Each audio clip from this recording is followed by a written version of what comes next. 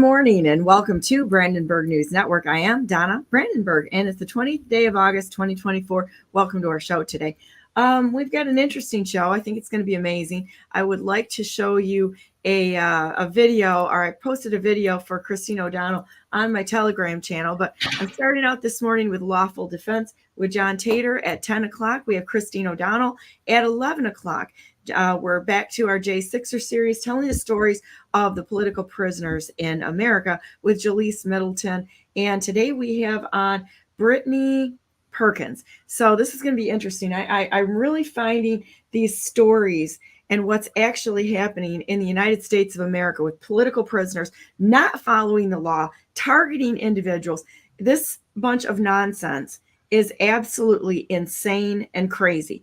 And you know what? I think it's going to take all of us to step up and really talk about what's going on. I've referenced the pro se lawsuits that I'm starting to file. I have a couple more of them that are not pro se that I'm on that will be filed either this week or shortly. I'm not sure the status on either one of those because I'm a signatory on those two because of my state standing. And then we have the pro se lawsuits that I myself am filing, and have dived in to learn this whole process. So with that said, I'm going to bring on Mr. Tater. How you doing? I'm good. I got to tell you, you're one of my favorite people in the whole wide world. And you want to know why that is? Why is that? Because you are 100% reliable as the day is long. How long have we been doing this every Tuesday morning with very few that we've missed? Quite a few. I can't remember even when we started this thing. It's probably been a year and a half. Okay. I'd say it's about a year and a half that we've been on every Tuesday with missing very few. And it's funny. I can tell you what, when I put the broadcast together in the morning, it takes me about 2 hours to set it up, put all the promotion links up, contact everybody that's on there, create a few graphics and that sort of thing. And so this morning, I thought I sent you the link this morning because I sent it to everybody else. I see Christine O'Donnell's crew is in the background here. So, hey, guys. And so I thought I sent it to you because you should be the first one I'm sending it to because you're first one on in the morning. And all of a sudden, John texts me, hey, are we on this morning? I'm like, oh, sorry, I'm an idiot. I forgot to send you the link. So anyhow, we're going to talk about this morning about I've been learning so much about the courts, and this is what we talked about this morning. Is we've got the Michigan Constitution, which is an unlawful constitution, but that's what we got. You got what you got right there because it was installed unlawfully. But I digress. I mean, the de facto government we have in place is still going back to these unlawful documents and laws and all the other stuff on there. So with that said, we're going to bring that up because that's the one they're working with in the civil action jurisdiction. And then we're going to go through the court system, which is also unlawful, and show everybody what we're working with and how to navigate something that's turned into a absolute dumpster fire. That's a good way to put it. It's a dumpster fire. Michigan sucks, okay? Nobody's doing anything right that's in office, and then they want to tell you that they're standing for something, and then nobody does anything. They just sit there and they well, let's grandstand. But anyhow, send us some money. We need money. We need money so we can get elected and we can rob from you. Yeah, John, I got a question for you. See, my hair's gone weird again this morning. I told you guys. Mine always goes weird. So I'm like a long-haired cat that's been severely licked by its mother. So this is a big gripe I have with the political parties because the uniparty is doing this. We're going to have a fundraiser to have another fundraiser to have another fundraiser, so we can sit and we can eat cookies and drink and bitch about why everything's bad, but we don't do anything in the country club set or in these things. I don't understand this. The amount of money that goes into this nonsense is incredible, just so they can brag how much money they have, and they say that's what determines the elections. It shouldn't. The whole system is wrong, but I digress. So morning hawks, morning. That part is true. It's true. They buy their positions. Who would pay $500,000 for a position that only pays $170,000 a year? Right. Where's the payoff coming? Well, we all know where that is, you know. It is because of power and because they have influence and they can steal money elsewhere. You know, I go to events just to get contacts with people, and then I bring them on, and I work for absolutely free on BNN, trying to take, you know, make some motion with moving the pin in the United States to return it to something that looks like a constitutional republic. But and I've met some really good people that go to the events. I'm not saying everybody is corrupt, but the system is broken. If I were looking at this as a process evaluation in a company, I would give it full F marks right now. It would be everything is failing, and it's failing because the structure is wrong. Until we change the structure, we are not going to have anything that we the people want to see happen. How are we going to change the structure? Going to put Donna Brandenburg in place as governor of Michigan and then start the clock, because, you know, start the clock and see what happens. You know, we're going to go to nullification and locking some of these people up for their violations and for treason. That's it. You got to clean house. The quickest and easiest and most effective way to stop this is eliminate the Federal Reserve banking system and go back to sound money. So they can't print money at will, and they can't buy off the government and buy off the people and create these situations where the people are either bought off or they're controlled because they did something stupid in their lifetime. That's what we got to do. We got to get to a sound money system, and that'll bring us back to a sound government. So well, I even, you know, there's a lot of talk on Bitcoin and all that stuff. And, you know, it's like we can keep BNN up, whether all the other communications went down, and we can keep BNN up. And there's reasons for that. And so, but I look at the Bitcoin thing, you know, if you have like a blockchain situation where you've got some redundancy there, that's probably got the best chance, but you're still relying on a communication chain that nobody has control over. I'd rather have something sitting right there in my hand, you know, that you know, we can trade out. We don't have that. Even with our paper, we don't have that. That paper is useless. Yeah. I mean, it only will do what the marketplace will bear, or the people will buy, or the people will take for their goods and services. But it has no value, and you can't use that piece of paper for anything if the market goes down. If commerce goes down, you're done. So it's useless. It has no value, whereas gold and silver have value. And at this point, Bitcoin has value because you buy the amount of Bitcoin based on how many pieces of paper that you have. And the pieces of paper are the things that are going up and down, just like in the marketplace. It's not that the food prices are getting more expensive. It's that the value of the currency that you're using is going down. So we have to get out of that system, which is broken, and it's been broken for years. I'm going to acknowledge Leb. Leb says the problem with Michigan is too many people that really know what they're doing to stop this evil keep bailing and moving out of the state. And you know, where are you going to go? If people keep running to other states or where they think the grass is greener, you really think the grass is going to be greener? This is where we have to stand, and we have to fight where we are.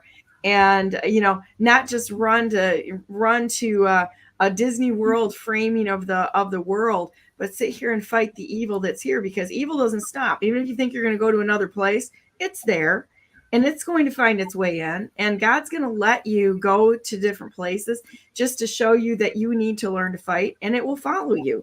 And so, Graybeard Fedora says, Donna, you go, girl. Good morning, John. 10% Joe sure had a good night last night. LOL, lies and all. And Charlotte says Whitmer has to be recalled. She is having toxic radioactive waste in Michigan around our water supply and communities. This is crazy. It's like a schizophrenic government. You know, if one thing it's another. Yeah, seriously. So where are we going to go? Let's talk about the courts. And then I brought up the Michigan Constitution, the unlawful Michigan Constitution that seems to be, still being used in the court system, which is also unconstitutional. But hey, we got. If the government, the state government of Michigan, would follow the illegal 1963 Constitution, we would have a better government. If they would just follow the laws that were written, but they don't follow anything. No. This is for our edification as people, because we don't support or we don't pressure these public functionaries into behaving certain ways. We allow them to get away with whatever they want to get away with. Taking a look at the judicial power in the Court of Justice Division. Do you have that up on Article First Chapter? I got the Constitution up. Let me. No, somebody's mowing my lawn right now, so it's going to be loud here for a minute. Okay, we just talk above them. That's all. Yeah, we just got to turn it loud. In here, you're military. You can turn up the drill sergeant voice.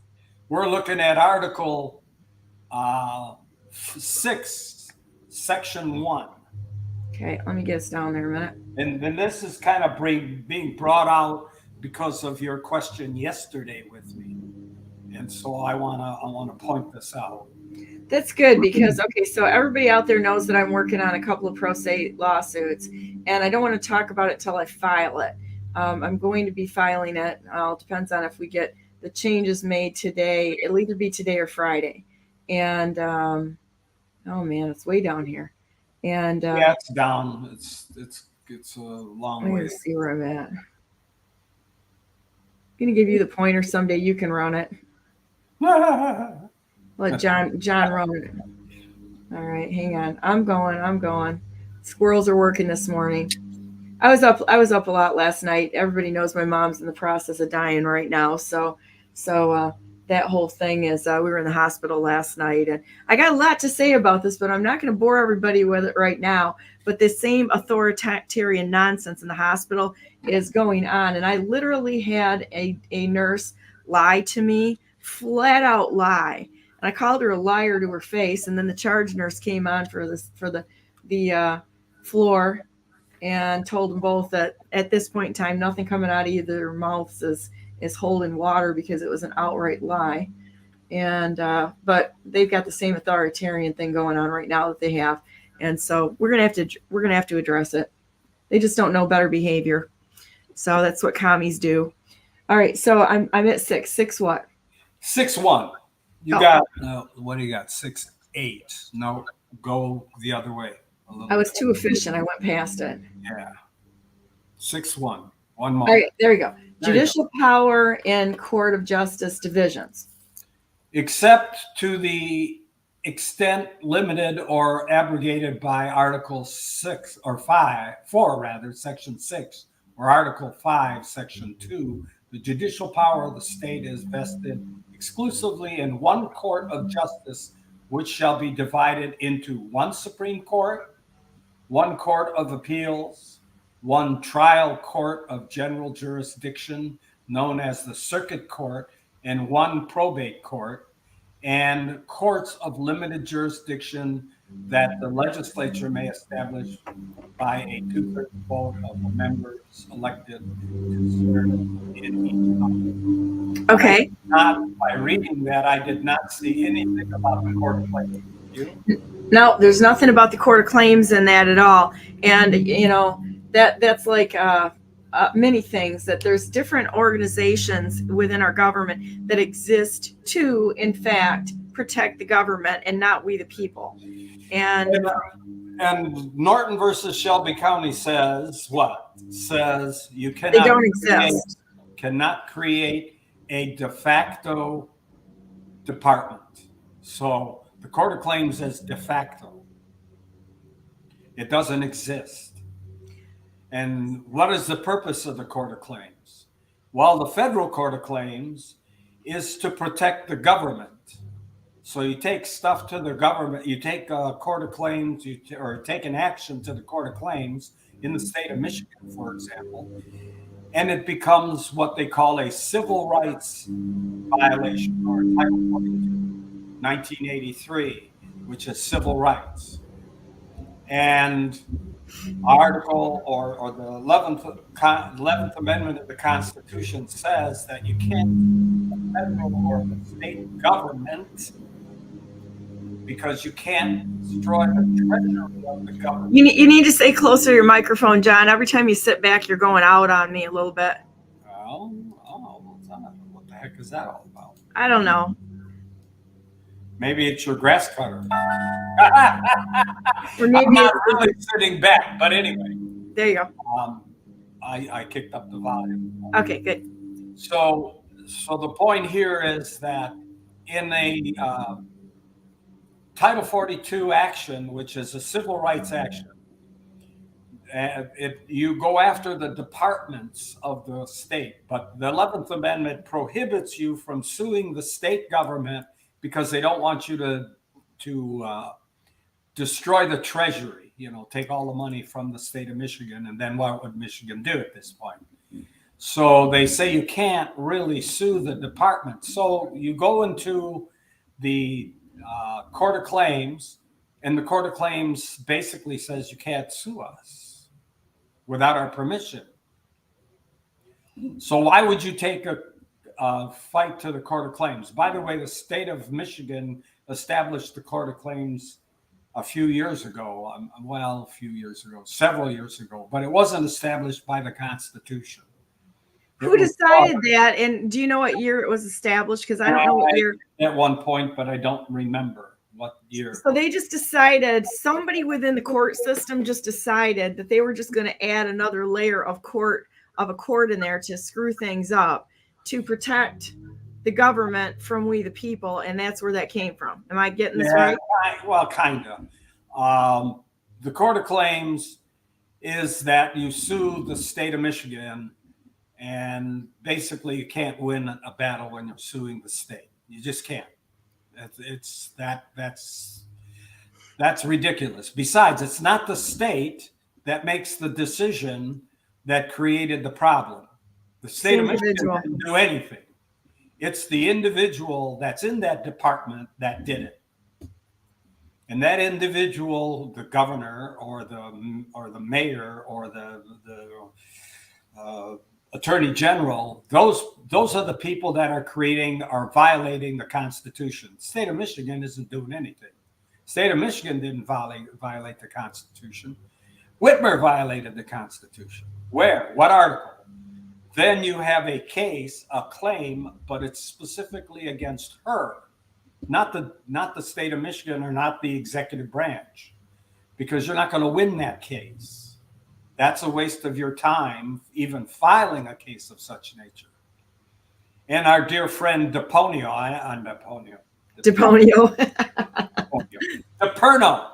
who didn't know the difference between, or didn't know that Norton existed, or didn't know what it said, he decided to take his claim of the election fraud to the Court of Claims. And of course, he lost. And of course, I would have told you he lost. In fact, we even told him the Court of Claims doesn't exist, according to Norton versus Shelby County. Why would you do that? Oh, I'm an attorney. Well, why would you even go in and allege fraud? Because that's so hard to even defend. I mean, why would you go in there under like maladministration or anything like that? As soon as somebody shoots their mouth off on fraud, they've lost. I don't know. They don't like to talk about fraud because fraud is a huge can of worms. Well, you got to prove intention if you say fraud. I mean, generally, some of it, okay, like cut me a little slack here, all right? But generally, that's a harder thing to prove than maladministration. That's cut and dry. Well, here's the case. If you know that they eliminated the results of the election 3-4 days or a week after the election, and that was not lawful for them to do that, that's fraud. What do you have to prove? Okay. You're supposed to keep it there until, a year from now or 2 years from now, and you removed it 2 weeks ago. That's fraud. There's no way to cut that in any other direction. That's not maladministration. That's fraud. Okay. And when you go into fraud, that opens up a whole can of worms of all kinds of financial gains that you could ask for. Fraud is treble damages, first of all, if you can prove fraud. Then you can go in for punitive damages because of them violating the Constitution. So you can talk about some serious cash involved. Of course, will the court system rule in your favor? That's another story. But the fact of the matter is that you brought a case against them. And as we bring cases against these public functionaries, eventually we're going to break through. Eventually we're going to win this battle. But if we sit back and do nothing, like we didn't notice it, or we didn't say anything about it, or if you file a case against some private individual, for example, for destroying the voting records, a clerk, that clerk gets brought on the carpet. The next time around, that clerk's going to think twice about doing something wrong if that clerk is still in office. Or be removed. I mean, part of the remedy when somebody does a crime like that, you have to ask for the remedy of removal. Yes, and that may or may not be plausible at this point, but the point of the matter is that you've already brought them out. You brought them out into the public, and that's what we have to continue to do, is bring them out into the public. Because if we don't bring them out into the public, then they think, well, if they didn't catch us on this one, or they didn't say anything about this, then we can get away with it, as they have been doing over the years. They got away with changing the money system from a gold back and a silver system to a fiat paper print as you go system, just because nobody said anything. A few people argued, but most of the public was asleep, and they didn't have any clue what was going on. There were a few people that argued about taking silver and gold out of the system, but they were far and few between. They did not get the general public aware of what was going on. Roosevelt says, "Turn in your gold," and people did. Why would you do that? Same thing you can be said about when them telling us to turn in our guns or turn in this, that, or the other thing. I mean, this is so authoritarianism. That's the word I'm looking for. It's like there's so much of a improper communication and treatment of we the people. It's like a king talking to a subject. They have no intention of doing what we want. And I believe that our government now has just become a group of individuals, with a collection of individuals for self-interest and to kind of cover for each other and make sure that they preserve their little power structure in an industry that's set to preserve itself. They're socialists and communists. And I'm wondering whatever happened to, or why we don't have a thing like they did in the 40s when they went after the communists and the socialists, because we would have half of our government would be locked up in jail. Because we got to think about their feelings. We don't want to hurt their feelings, because I'm sure they're just good people. I'm sure they didn't mean to do it. No, they meant to do it. Let's take a look at so all right, before we leave here, let's make it very clear that the Court of Claims doesn't exist. Okay, Court of Claims doesn't exist. And that's North versus Shelby County says it doesn't exist. Okay. And where you start your battle in court is at the lower court levels, which they call here the trial court, or the court of limited jurisdiction, because the trial court in every city has limited jurisdiction, a limited amount of money that you can ask for, and certain kinds of things that you can require of that court. For example, if you're suing somebody in another county or another city, the Court of Claims probably, or the district court, your district court is probably not the place to take it. So you'd want to go to circuit court. The advantage of the circuit court, disadvantage of the circuit court is it costs more money to file a claim, but still not that much. How much is it about in circuit court? I don't know. It was probably $250 or something when I filed. It was a long time ago that I filed in circuit court. The other advantage to a circuit court is if you get ruled against, you can go directly to the court, to the appeals court. If you lose in a limited jurisdiction court or a regular district court in your city, your next step, if you lose, is to go to circuit court. So by going to circuit court, you're eliminating that one step, and you can go directly to the Court of Appeals. So there's an advantage to that. I think there's an advantage to that. Why would I want to go to another lower court, which is the circuit court? And by the way, the judges in the circuit court are as corrupt, and I mean corrupt, as the local district courts. So if you think you're going to go to a circuit court and have more justice, that's not going to happen. They are as corrupt, and they are there to protect the system just like they are in the local district courts. Keep that in mind when you go to fight that battle. Thank you. Ooh, the coffee fairy just brought me a coffee. That's a good idea. Thank you.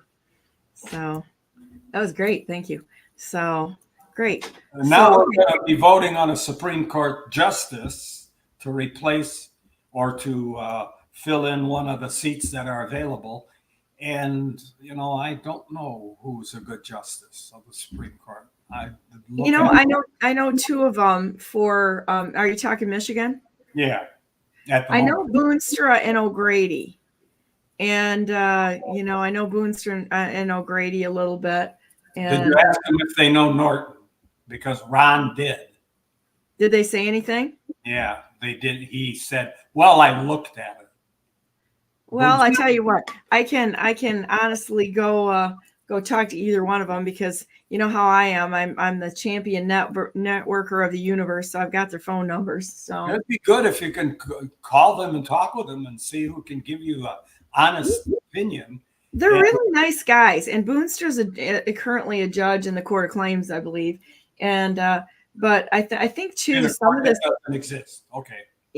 But I think this is part of it too, in us educating those people that we vote in office. If they don't know something, I remember the flogging I got when I came into your meeting the first time and didn't know what was going on. And I was, about the cases that you guys knew. And it was one of those things I'm like, wow, well, I'm here to try to learn. I don't know everything, and I'm the first one to admit that, but I will dive in and figure it out. But if somebody takes the time to educate me on what they know, I'm not adverse to that. It's just that I wish my brain was a little bit bigger, I really do. Instead of having this head, I wish my head was like out to here, and then I could probably process everything. Well, so somebody said that Boonstra agreed that the county is not a creation of the state, but rather predates the state. 100% correct. And he's the Court of Boonstra of the Michigan Court of Appeals. Yeah. Oh, it's the Court of Appeals, not Court of Claims. But I really like Boonstra a lot. Besides that, he raises horses, so that moves him up on the cool factor like 5,000% for Donna Brandenburg. So that's just the way it is. Boonstra's, he raises Frisians too. That's even more cool. I need a Frisian. You want to know why? Because I have Pasafinos, and if somebody gets over 225 pounds, they're not built to carry the weight.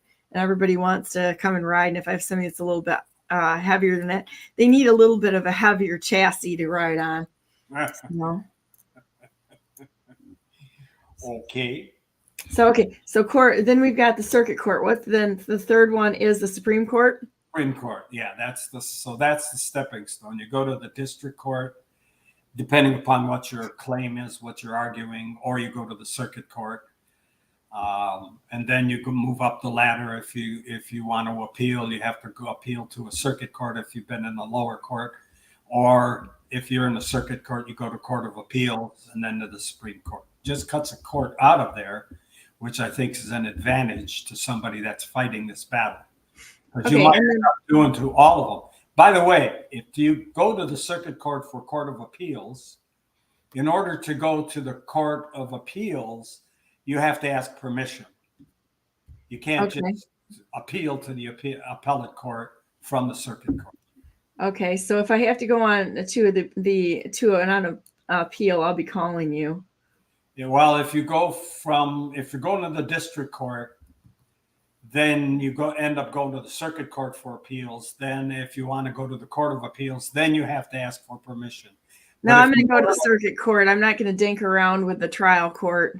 So we're going to go right to the circuit court and see what happens. Yeah, if you go to the circuit court, then you automatically get the right to appeal. Okay, that's where I'm going. That's where I'm going. We're going to do it that way. Then after the Supreme Court, you go to the federal courts, right? Well, now it depends upon the issues.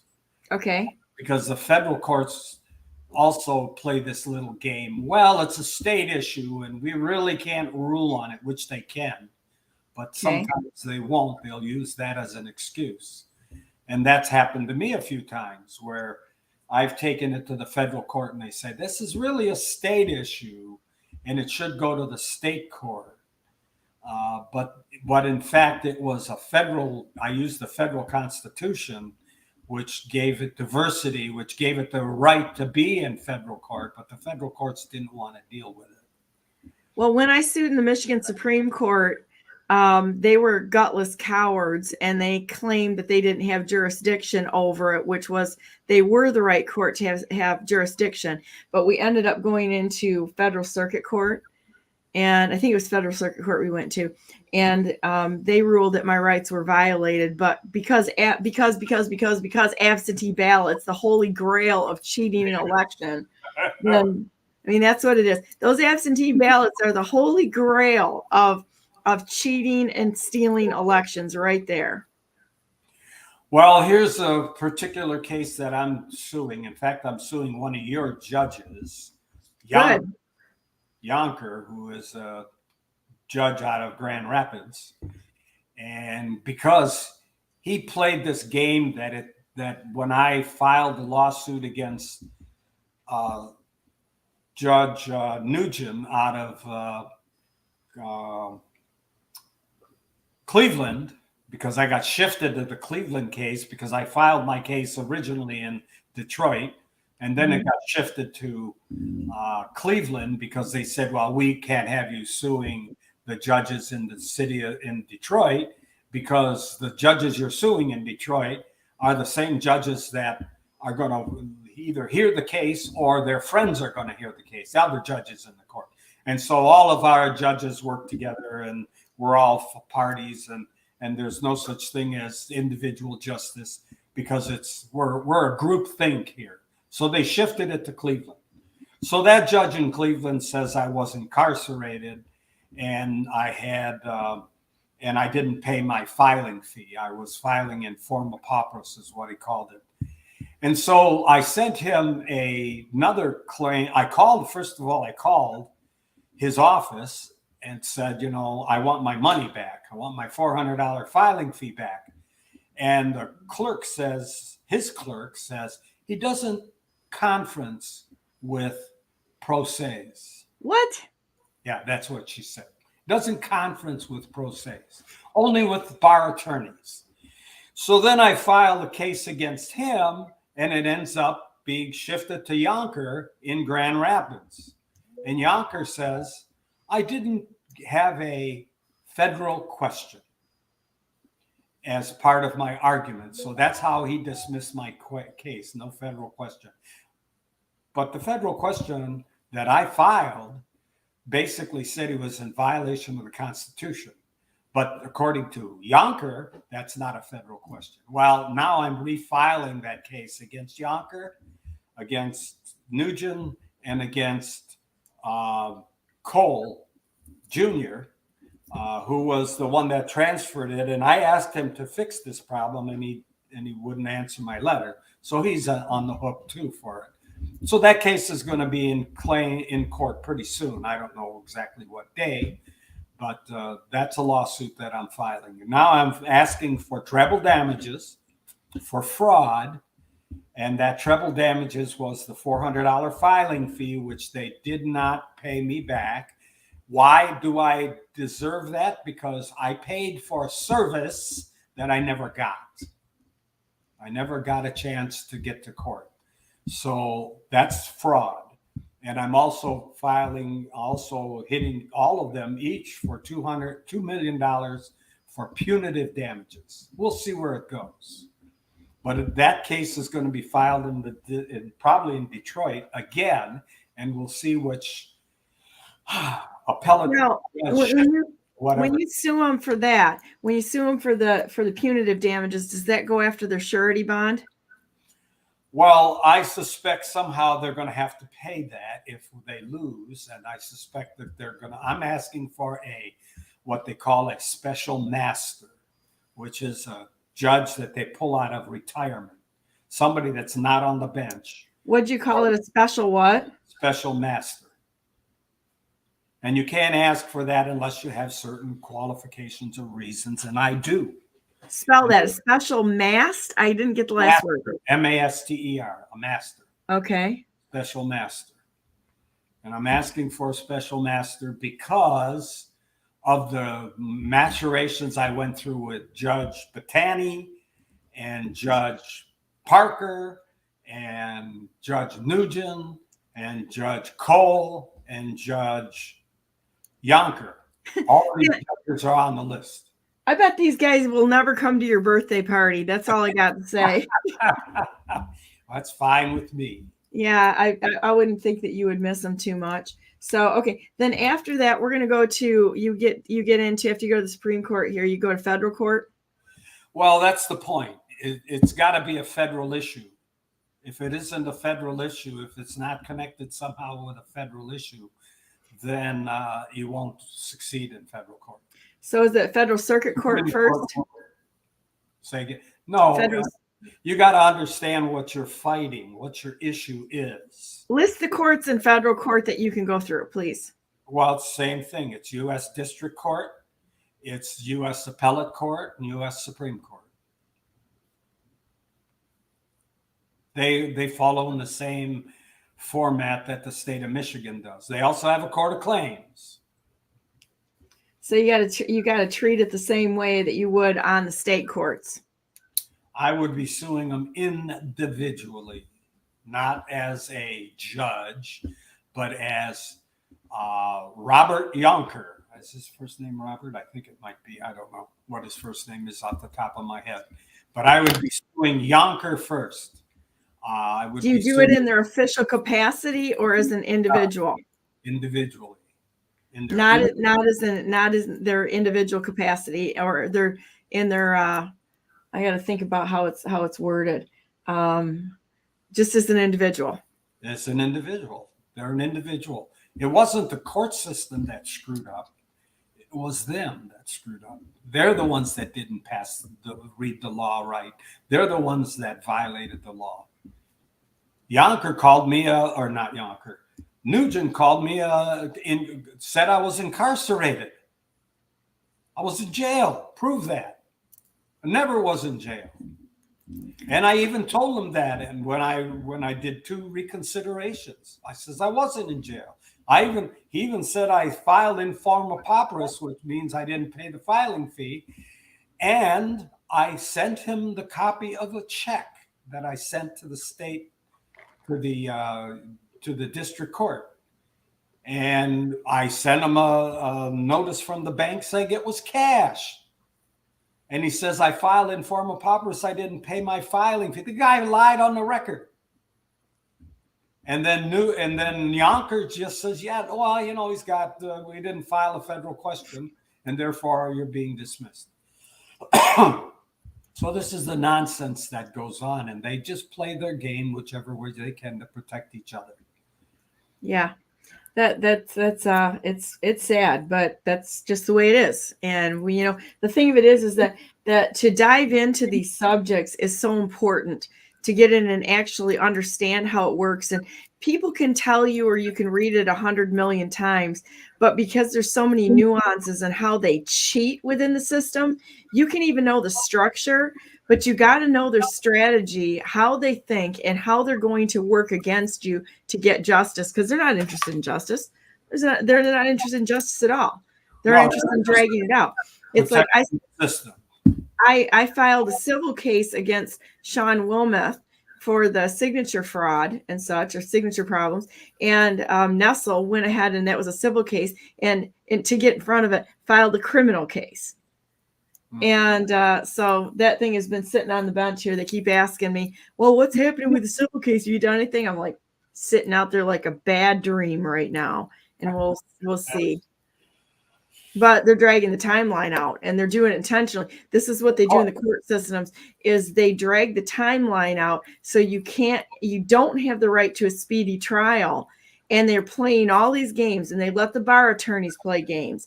And it's one of those things that it is so convoluted and so poorly run. Anybody else would lose their job if it weren't protected by a government structure. Remember that the judicial system, the Department of Justice, doesn't exist. Right. And so it all stems from that. It's fake. The whole justice system is fake. So what do you do with that? How do you get them? Since Judge Cannon filed that and used Norton versus Shelby County, how do you remove all of their sorry butts? Well, this is going to happen eventually, but there's going to take enough reckoning of the public to figure this out and to request that it happens, to push that it happens. And I think Trump has got this well in line when he says, if I have the majority of the public, I will clean house, and he will take care of that.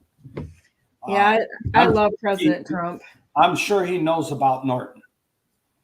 Let's move on. Well, he has to. It was in that court case. It was in the court case that we were going through. U.S. Versus Trump versus U.S. or U.S. versus Trump. And our group, we have a couple of people in our group that have really been pushing Norton to him as hard as they can, and almost every single rally that he shows up, and talking to General Flynn and the pillow guy, and passing Norton on to him. But the problem with those people, they turn it over to the gatekeepers, such as Alan Dershowitz, who is absolutely a buffoon. He is, I don't know, I don't want to use bad words, but he is as dumb as they come. And Trump had him as his attorney at one point, or a gatekeeper at one point. And of course, he doesn't know what the law is. He's just I don't know. So that's my exact feelings of attorneys. They don't know what the law is. 99.9% of the attorneys don't know what law is. Gray-bearded Fedora says, we point circuit court judges to the important decisions the Supreme Court has made in the last year, moving back to what our forefathers' intents were, and Supreme Court experts, lower courts to adhere to. Lower courts that have followed the laws of the Supreme Court, but they're de facto appointees in the system, like in President Trump's case, and then usurpers of public functionaries. Jamie Ratface using the 14th Amendment. 4 years, Donna. Woo, woo. I bet I can turn this thing around in a couple of months. John Tater, the bulldog, sitting on one side.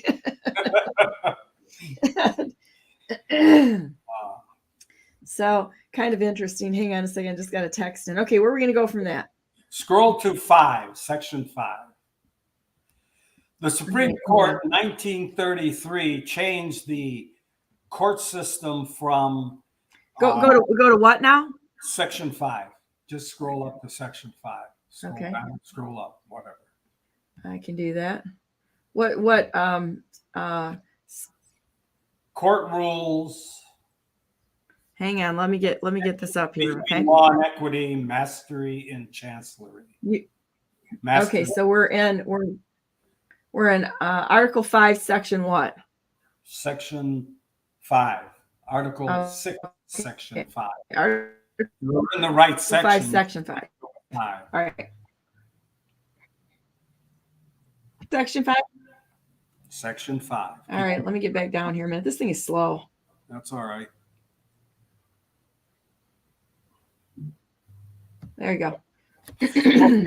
In 1933, All right, there you go. The Supreme Court changed the law from constitutional law, and by the way, this was done, this is an unconstitutional act done by the Supreme Court in 1933 that changed the laws from law and equity to combining the two. And then the state of Michigan in 1963 picked up the same argument and changed the court systems in Michigan from a distinction between law and equity and master and chancellery. If you read it, it says the Supreme Court shall by general rule establish, modify, amend, and simplify the process and procedures in all courts of this state. The distinction between law and equity proceeded shall, as far as practicable, be abolished. The office of Master of Chancellery prohibited. So what that meant is that they took law and equity and combined them into, how do we put it, a soup of nonsense. So you walk into a court, and then people think that it's all about contracts. It's all about whatever, the fringe flag. It's all about that we're at war. It's all about birth certificates. No, it's not about any of that.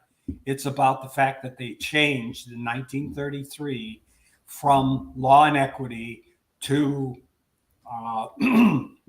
the civil action jurisdiction. And the civil action jurisdiction combined the two together and gave the judge all kinds of latitude that he could rule in any way he wanted. So you walk into a district court and you don't know what you're doing, and you file a case in law. The judge turns around in his own mind, changes the hat, and puts on his equity hat. He says, well, this has nothing to do with equity, and therefore you lose. Or if you go into court and you argue equity, he changes his hat to law, and he says, well, this has nothing to do with the law, and you lose. So that's how the judge is playing this game, because they have latitude. Can you define those for everybody? Yeah, law is law. Law is what's written on a document, on a piece of paper. And equity is something that you might have ruled on, or you want the court to rule on, because you consider something might happen in the future. Ron uses the example as a tree falling on your garage. If a tree falls on your garage, that's a case of law that you can go after for fixing the garage, paying for the damages, and so on and so forth.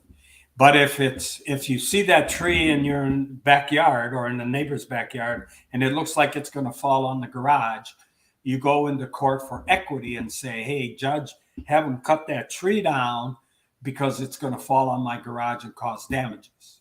So the court will rule to get the tree cut down. That would be equity. So the law in court, you'd either go in one point, when before 33, you would go to the window of the law if you had a case in law, or you'd go to the case of equity if you had a case of equity. You'd go to the window of equity and you'd file it in an equity court, and therefore they would rule on equity. And if you filed it in the law court, they'd rule on law. But now the judges have the latitude to change it as they go if they want to and rule against you. Wow. And that's supposedly a legal ruling against you, kind of thing. So, see, it was changed in 1933 by the by the Supreme Court. And you can look it up in the history, and you can look it up on oneifmyland.org. I got it written down on that website, on my website, about the 1933 switch into the civil action jurisdiction. And the civil action jurisdiction gives the courts all kinds of latitude to do whatever they want to. In the civil action jurisdiction, the state can be a victim.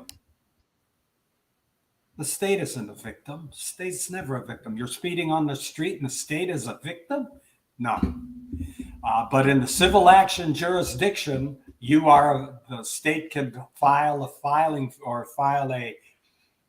ticket against you and collect money from you because the state is the victim of your speeding on the street. That's the civil action jurisdiction. In the Republic, civil action jurisdiction doesn't exist. And in the Republic, you can't have two jurisdictions existing at the same time. You can't have a jurisdiction of the Republic and a jurisdiction of the civil action jurisdiction existing in the same space of time. So it's one or the other. But if you go to a district court and you don't know the difference, then you automatically walk into their civil action jurisdiction. If you hire an attorney, you're in a civil action jurisdiction. And what's the case that you used to plead the Republic? Oh, I plead the Republic at the very beginning, that we're in a Republic, Your Honor. You swore an oath to the federal Constitution. Article 4, Section 4 of the federal Constitution says we have a Republican government guaranteed in every level of government. And you swore an oath to that, Your Honor. How are you going to get out of that one? Do you put that in every single case? I do. I start my case out that way, that I'm not in the civil action jurisdiction. I'm in the Republic, especially the ticket and so on. Did they start throwing paper wads at you at that point in time? No. A lot of times they just try to figure out how to get out of that. What can they do or say or move or dismiss the case, or Officer Haynes doesn't show up, that kind of stuff. If the cop's not there, they dismiss the case and your case is done, and they never have to answer that they're in the Republic or the civil action jurisdiction. But if you go into court and you're in the civil action jurisdiction, don't expect a miracle. Don't expect to win.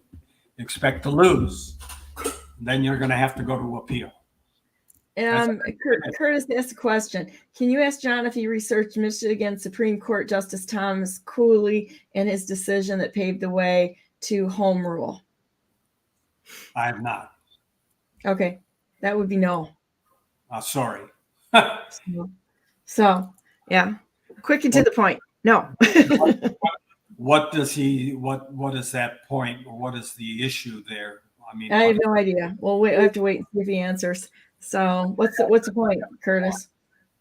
So have to go on to figure out what the point is. What's he trying to resolve from that? Don't know. So not a clue. We'll see. Okay, let's move on to 19, section 19. This is another one of this menagerie of fakeness that's going on with this Constitution. Go on to section 19. Scroll up to that. Okay, hold on a minute. Now I got myself all screwed up again. 19. Problem is we don't Article read the 6, section 19. know what the Constitution says, and when we don't, what the biggest problem is. The biggest problem is I'm out of ports to be able to do a mouse, so I'm like doing this with my finger, and that's why it's wonky. That's the biggest problem. Okay, I got to get like a digital one of those Wi-Fi mice type things, and so I sit here like a little. That's what I'm doing. So here we go. Okay, so there you go. So Article 6, Section 19. Is that what you wanted? Yeah. Are we in Article 6? I don't think that's it. Townships, public utilities, Franchises, that's not what I'm looking at. Okay, what section is it? This is we're at Article 6, Section 19. Did you jump a? All right, so hang on, let me see if I can unscrew this out. You went too far. Article 6. Not too far. There you go. Back up, keep going. I need a mouse.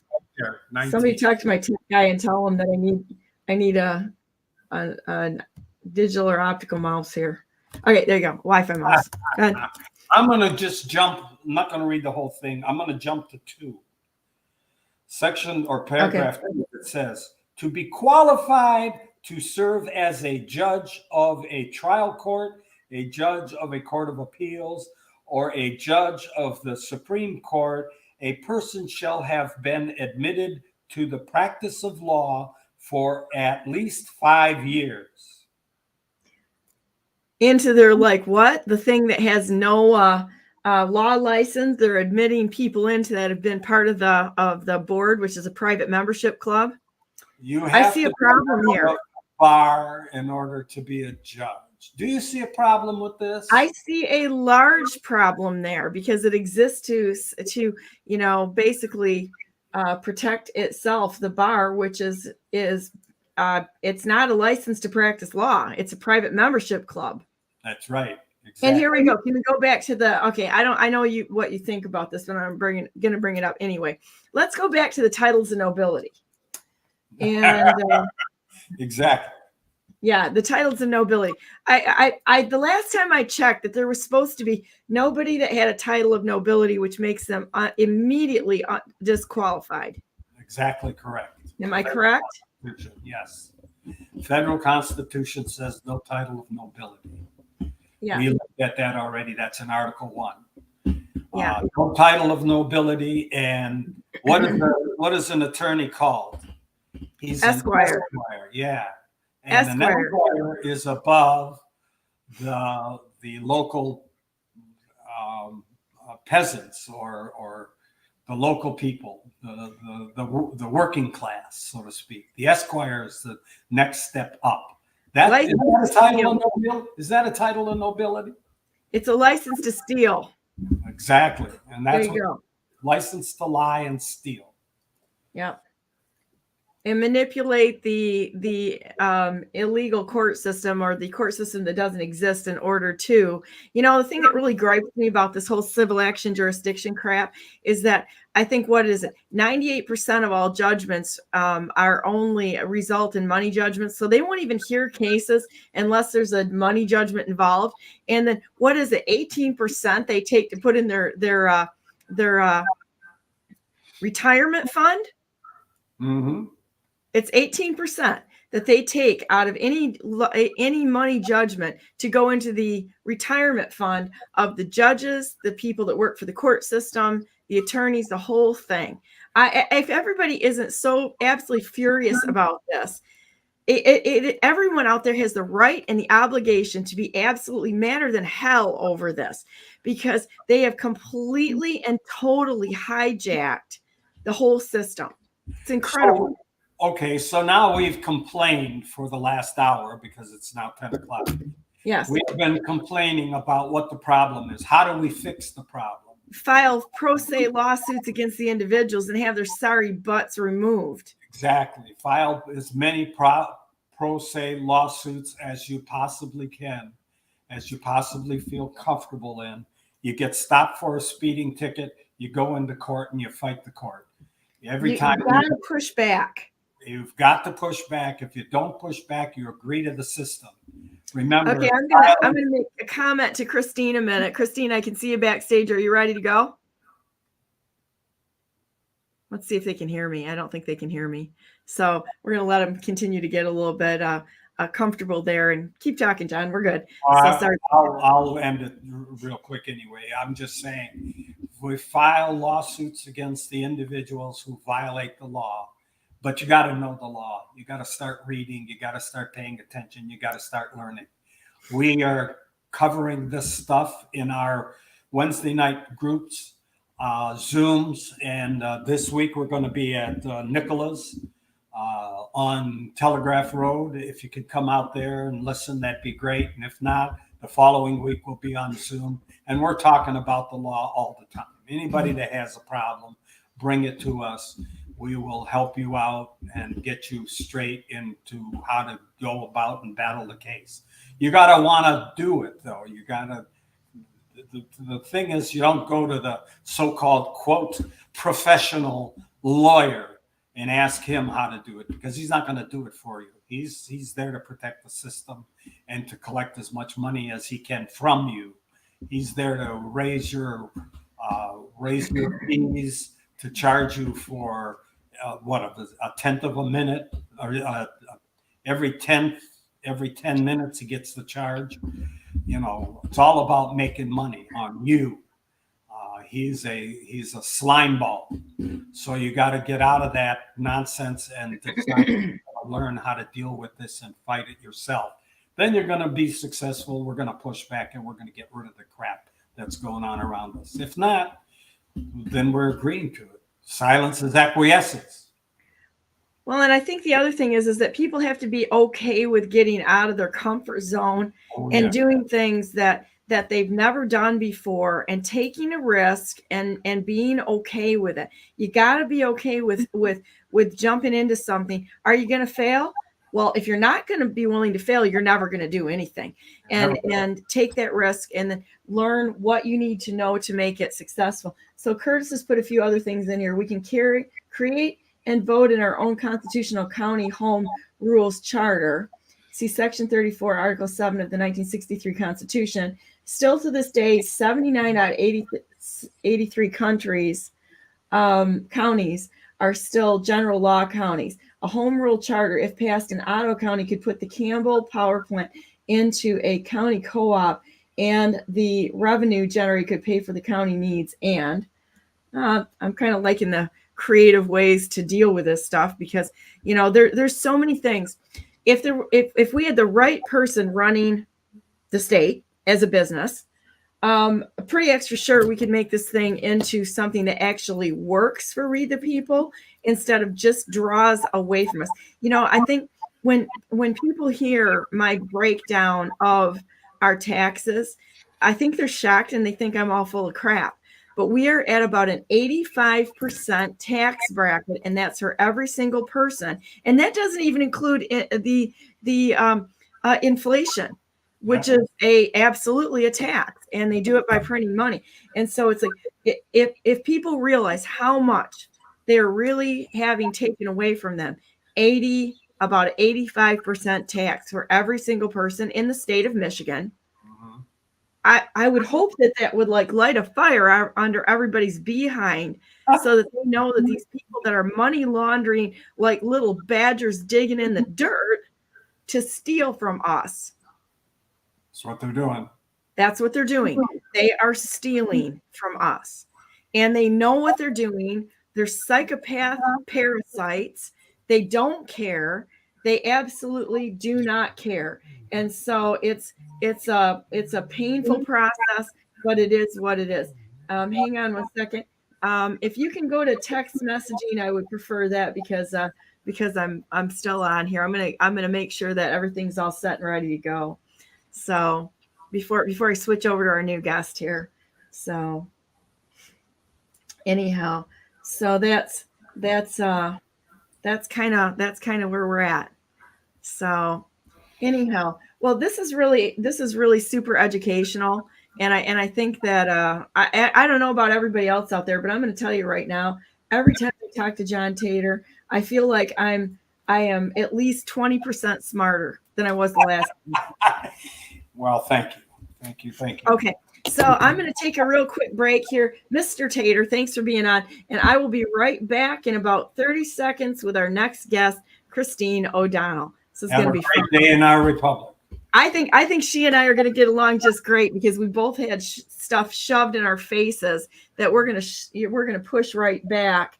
And in a couple of seconds here, going to give you a few more seconds, and then I'm just ready to go. I'll talk until they're ready to come on. So anyhow, thanks, John, and we'll see you next week, Tuesday, with Tater Tuesday, Lawful Defense. Have a great day, and I'll be right back with Brandenburg News Network and Christine O'Donnell.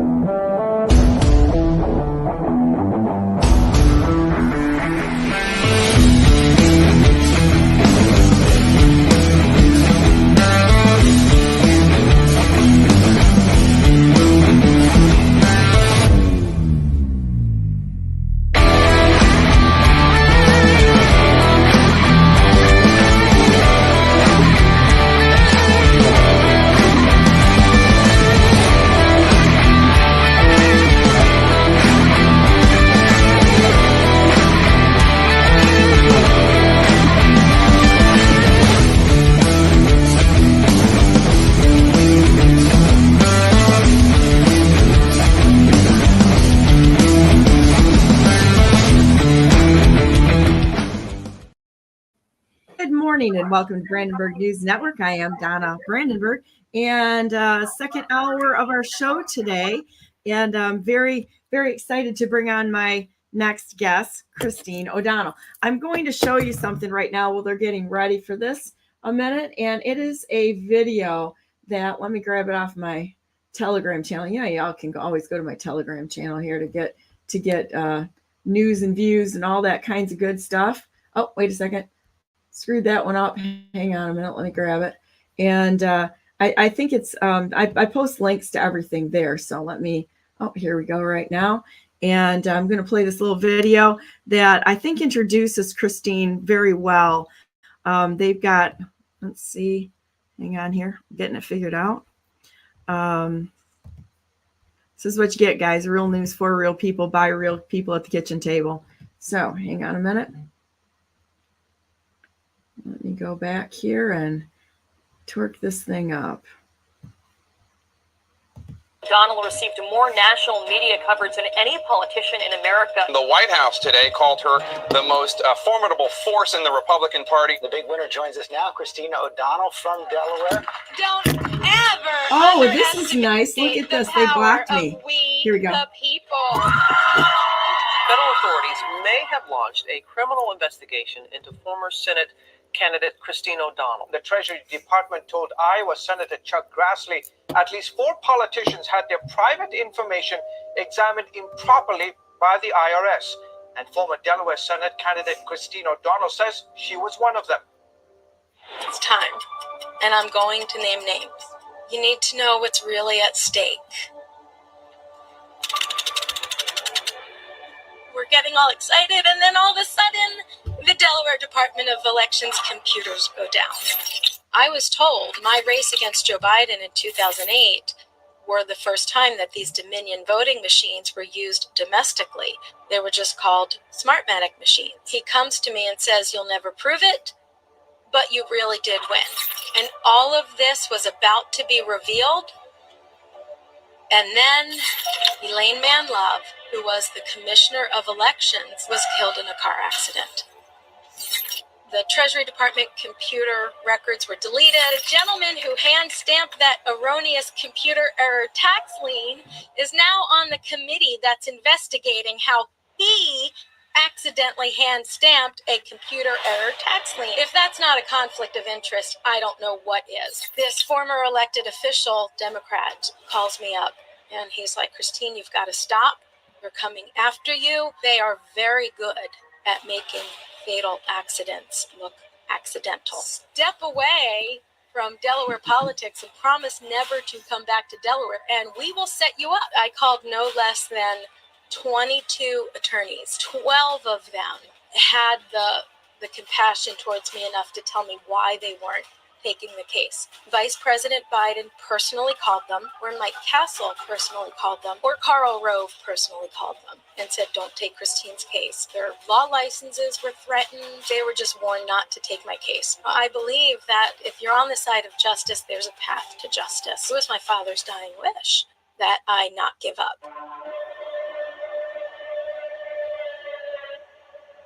Do you really believe the vice president has a part in this? Okay, this is hilarious. I went to play this video, and did you guys see that? I had to click the "You have been temporarily blocked" repeatedly, and I think this is absolutely hilarious. They do not want this information out here, and you guys all know that this happens on a regular basis. Where I guess we're over the target on this, so I'll take that as a badge of honor. Anyhow, I want to welcome Christine O'Donnell on. Morning, how are you? I can't hear you. Oh, you can't hear me? Okay, let's see what we need to do here. I can hear you. Can't hear you. Okay, can you jump out and come back in again? Sometimes that resets it. Okay, jump off. Okay, yeah, jump. How do I jump off? Can't hear you.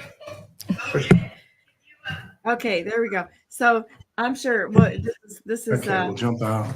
Let me just make sure we're on our side. There we go. We'll see what happens here.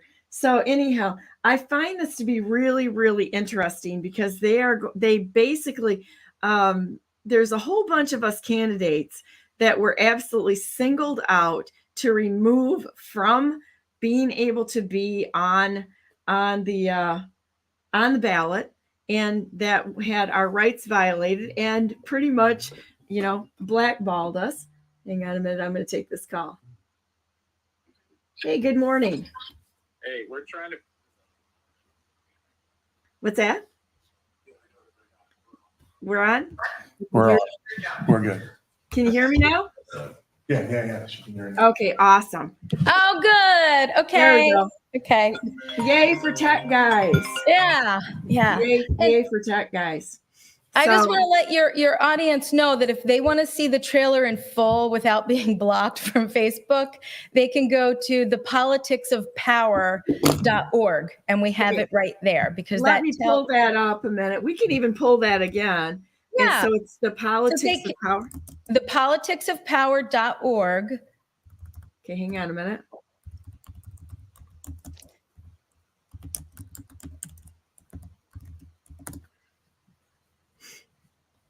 And we've got Politics of Power Archive. Oh my, no. We've got an archive. So let's see. It is absolutely, this is hilarious. They don't want this out there. They don't. Oh, I have been dealing with this type of stuff since 2008. It says the powerofpolitics.org is, hang on a second. No, it's Politics of Power, not the. Politicsofpower.org. Okay, politicsofpower.org. Hang on a minute. Okay.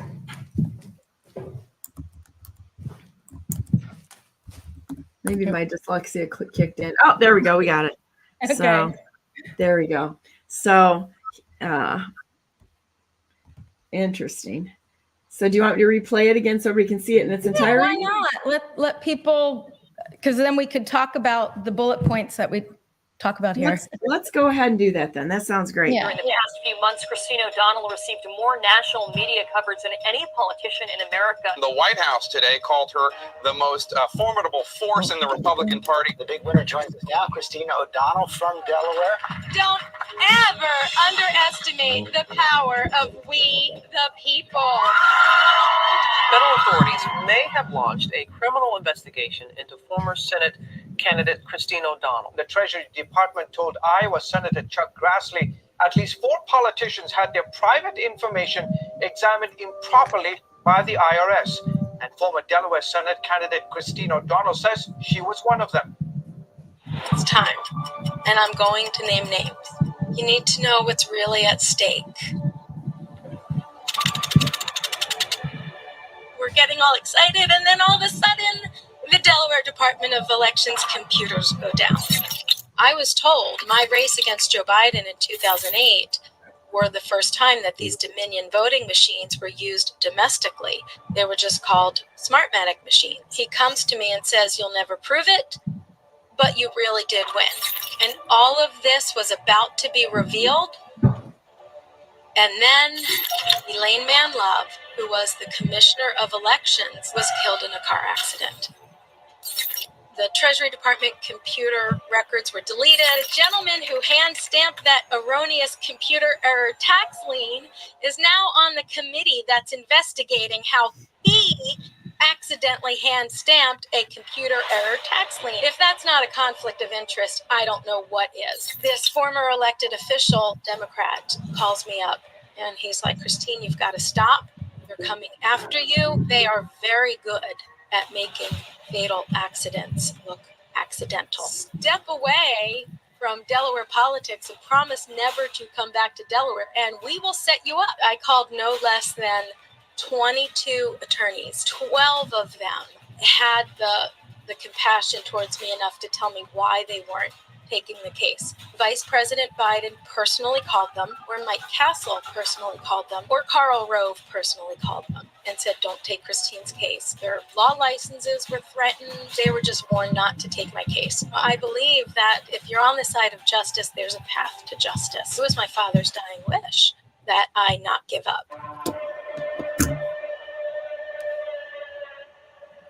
Do you really believe the vice president has a part in this? Outstanding.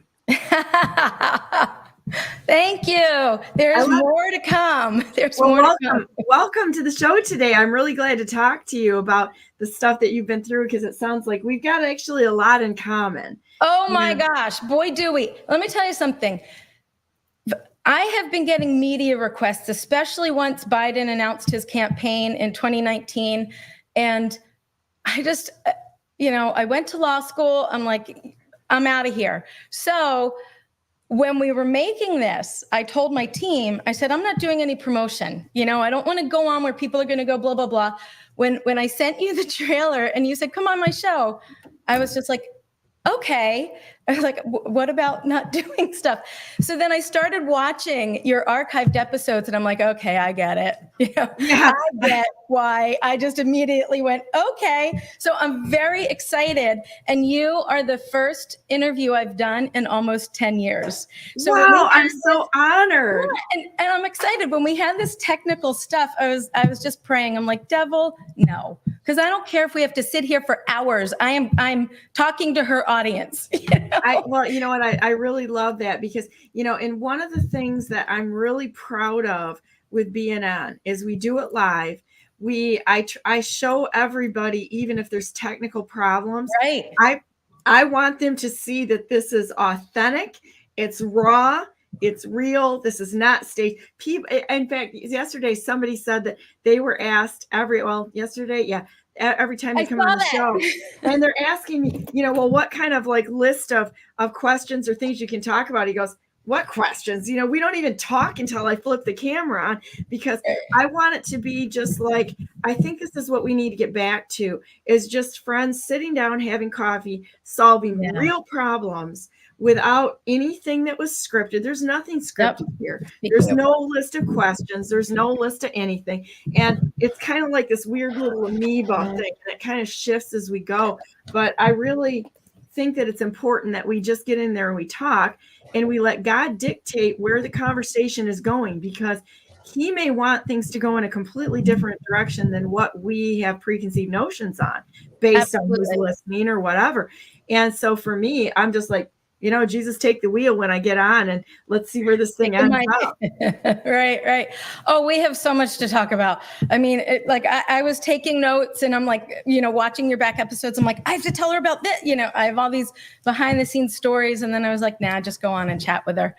Well, that'd be great. And the one thing too, is that if you want to come on and we want to do like a regular type of a show, so that people can see what an authentic news, I'm going to tell you what, there's a lot of people that are doing podcasts and they're wonderful. It's great to have like a decentralized news source. I fully support that. And that's why I have the citizen journalists come on Friday to help them get notoriety for their channels. We have to have things decentralized. And but there's something comforting about getting on a channel where you actually start knowing the people that are talking to you a little bit in a very raw, real way. And I think that there's some value to that too. So Absolutely. We probably could talk for a year and never hit the same subject twice.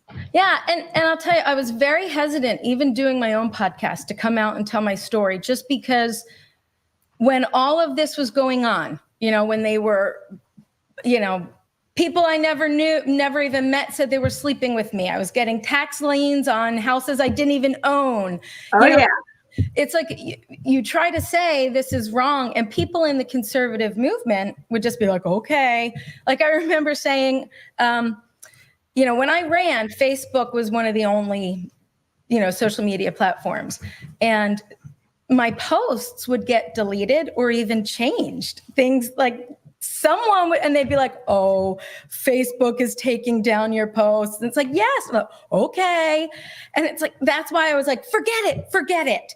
And then things, around 2020, 10 years later, things started happening to everybody, and everybody started, it's almost like you're believed now. So it's a different time. to come out and tell the story. And I'm sad that it's happening on a grander scale, but I think that the more that comes out, the more we can stop it. And that's where, the purpose of this podcast is to put all the dots out there, all the dots, even what's going on in our own movement, and then let people connect them. And platforms like yours enable us to do that.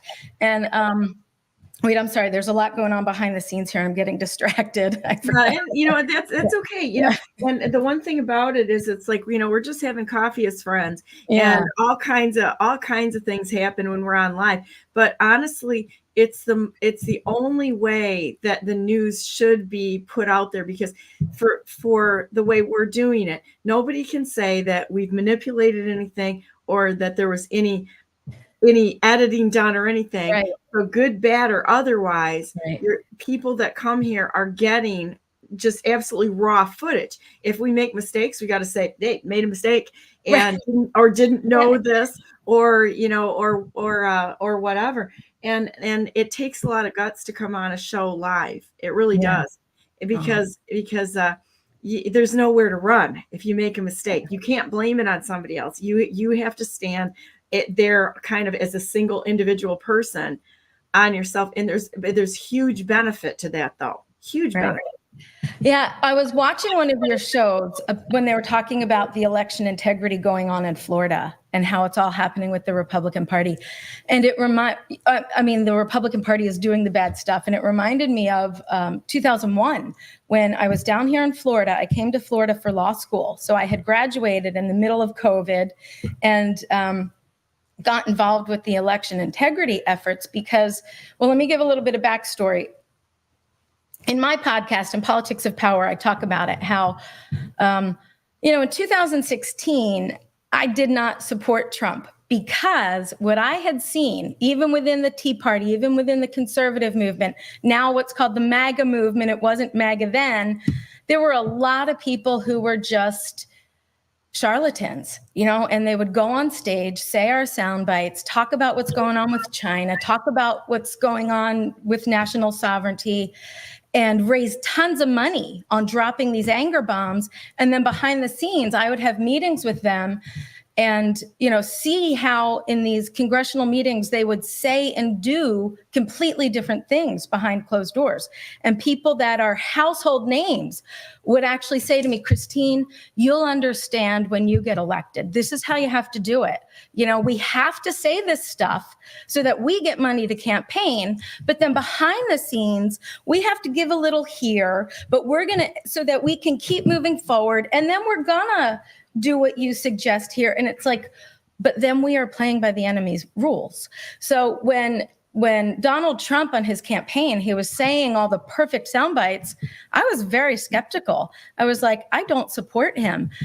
Then he got elected and he started doing what he said. And I was like, wow, okay, maybe I was wrong. But by then I was in law school. So I was kind of just trying to stay behind the scenes. I was grateful for what he was doing. And then 2020 happened. And I go into detail about this in the podcast, but the way Elaine Manlove is relevant and everything is because 2020, I was in my apartment before Election Day studying for the bar exam, and a friend of mine from Delaware texted me, "You're about to be vindicated. It's all going to come out." This was 2 days before Election Day.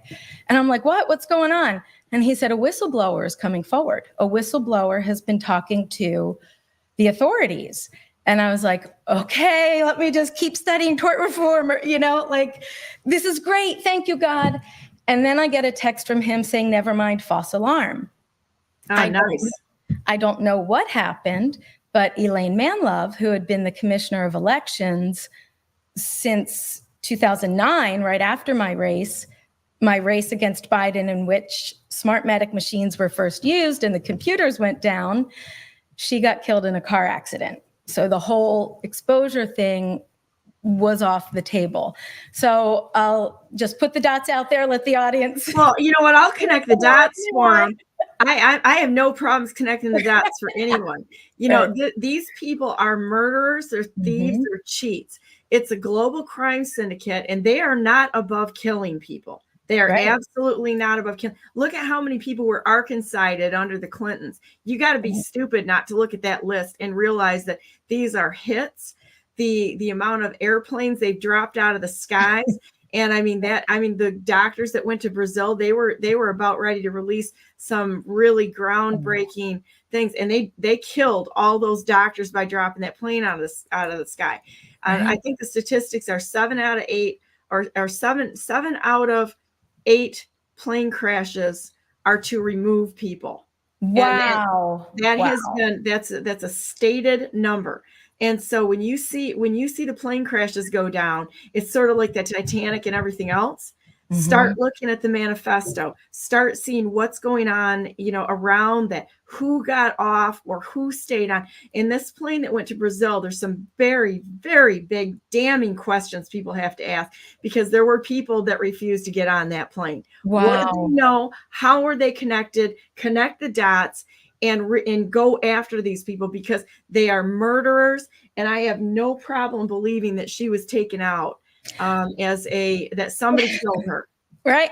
They haven't, for the podcast, we tried to do some research about, police reports and stuff, and they still just say, no conclusions, what caused the accident, whatever. They didn't do any further investigation. And this was the night before election night 2020, where someone could think, okay, you're manipulating a U.S. Senate race, a congressional race, in Delaware, but now you're taking that operation to a presidential level.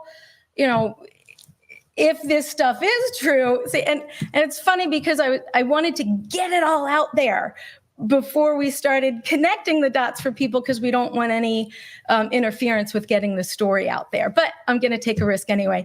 So I believe she was about to say, okay, enough is enough. A presidential race is completely different. And then she died under suspicious circumstances.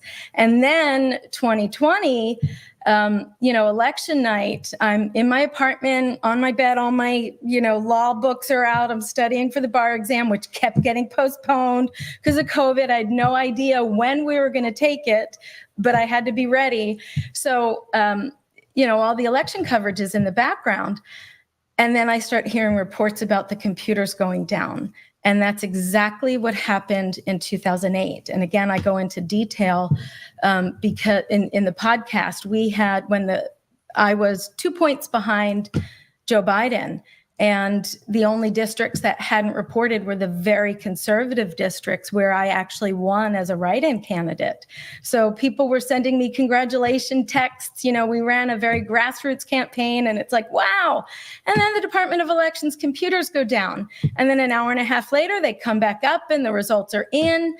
So we went to the Department of Elections, or my campaign manager went to the Department of Elections the next morning, and they were like, the computers never went down. And he was like, well, give me the paper backup, because there's a federal statute that for federal elections, you have to keep a paper backup.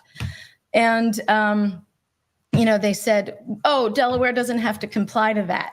We're like, what? They just make up stuff as they go. Right. Why? Why is Delaware exempt from that?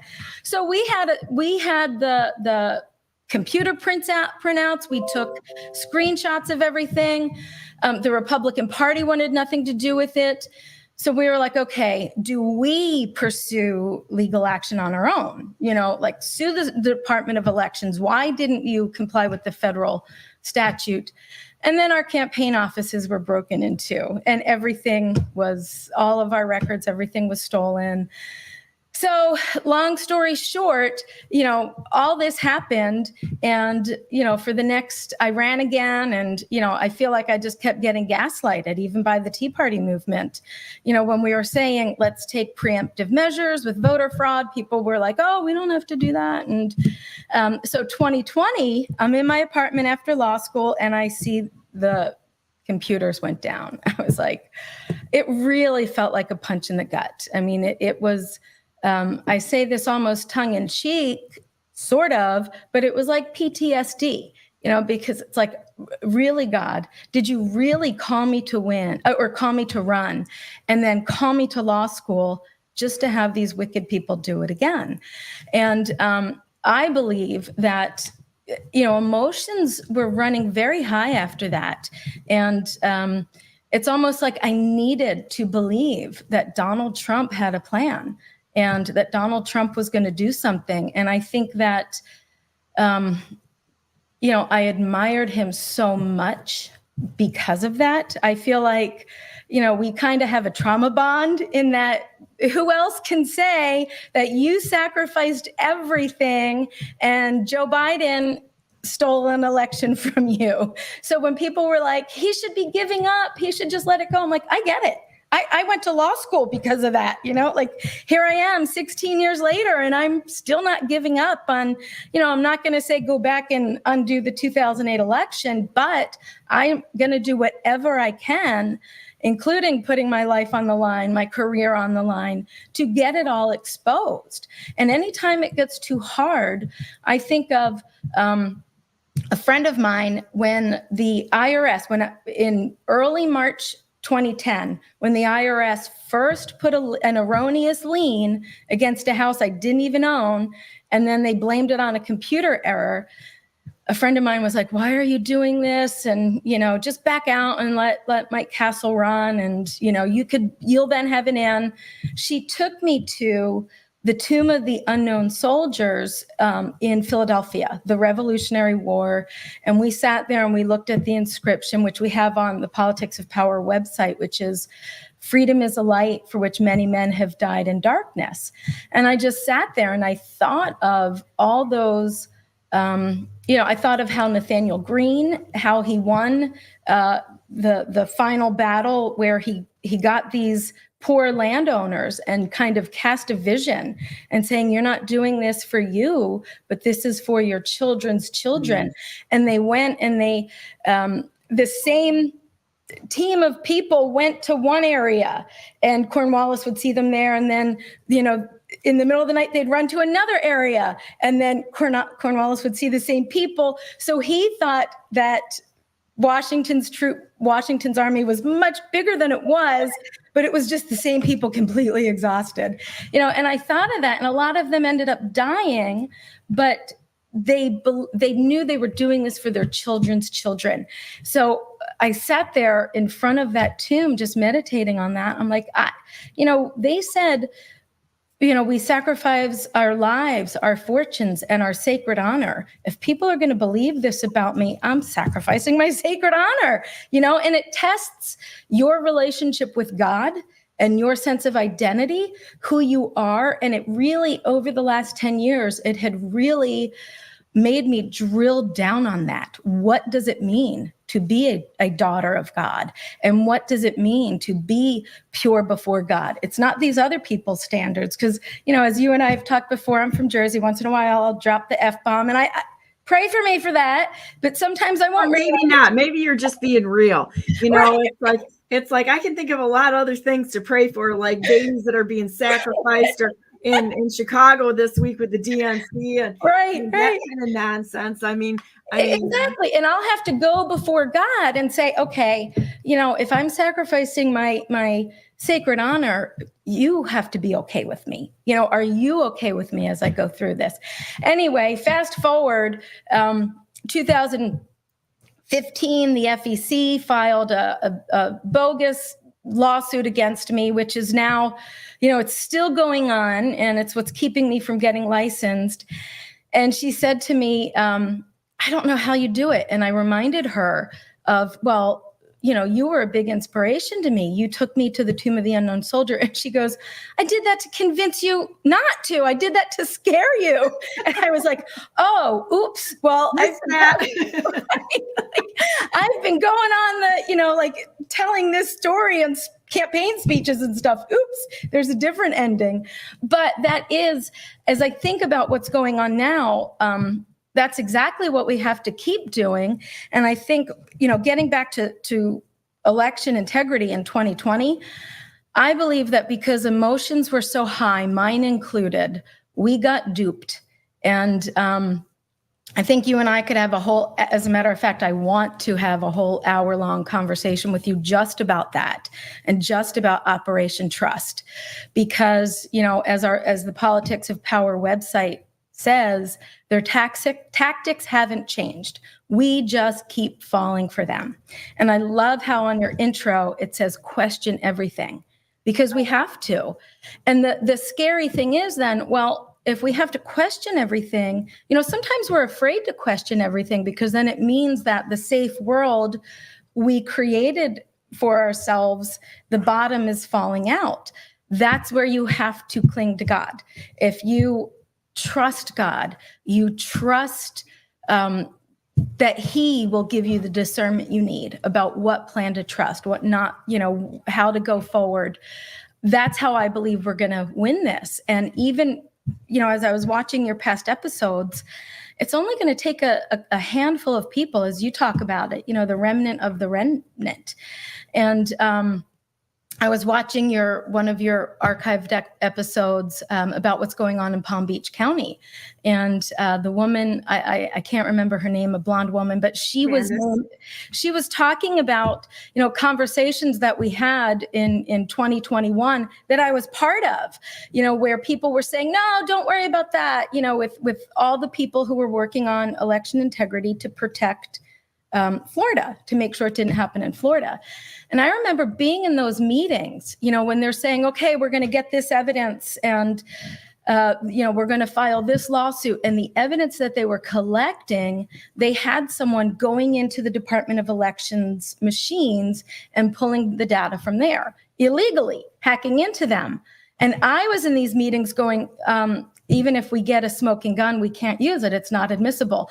And they're going, no. And, they're telling the people who were leading, Christine just graduated law school. She doesn't know. Okay, I went to law school at 50, by the way. I have some, real life experience. And, you learn in Constitution 101 what standing is, and evidence 101 that illegally obtained evidence, can't be admissible or has to go through all these hurdles.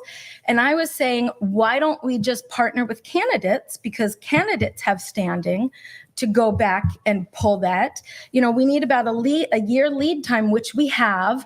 And then based on this legally obtained smoking gun evidence, we file for injunctive relief to have this. And they're like, oh, that's a costly plan. Instead, we're going to spend $19 million on obtaining this, illegal, whatever. And it was just, it felt for me, it was like the same crazy spiral in 2008. They're not listening, and whatever. And I just said, I'm out of here, I got to go take the bar, What I hear from you saying, though, is that this is what people don't realize. They think they're in a club, a group. I call them a cult, because they stop your brain from working. And they believe that their safety, because people are herd animals. You got a horse behind you on the wall there. Well, I have horses and I do some horse training. So yay, your cool factor just jumped for me right there. But the reality is that because we're geared by God Almighty to be herd animals, to be social creatures and such, we think that we're safe in a group. And we look at people and say, they look like us. They kind of talk like us. So we must be similar. But the problem is that every institution, organization on the planet has been infiltrated. If there's something there that they think they can mess up, they're going to send, I'm going to say Satan himself is going to direct somebody who is going to mess up the plan. And so when you're in a group, assume that you're standing there with both good and evil intentions. You cannot trust people. And even people that have good intentions, a lot of times, will be given bad information, and they may not have a bad intention, but somebody could be working through them. I've seen that quite a few times. But absolutely. The one thing that I've said in front of many groups, and I said this because they want to gaslight you. Trust us. I'm the the expert. I'm this. I'm that. And I'm like, somebody asked me one time, why should we trust you? And I'm like, you shouldn't. Flat out. I'm like, this is how we got where we are right now. It's like, and the reason why is that you need to ask questions. Trust is earned. Trust is never given. And no matter who you're talking to, grill them a little bit. And even if it's a person sitting next to you in a meeting, just because they're sitting there sharing an armrest and you're looking at each other eating cookies and drinking coffee, doesn't mean you have a clue who you're talking to. Right. Yeah. And that brings me back to, what happened in 2021. I was just like, all right, whatever, it's happening all over again. And then everything I predicted happened.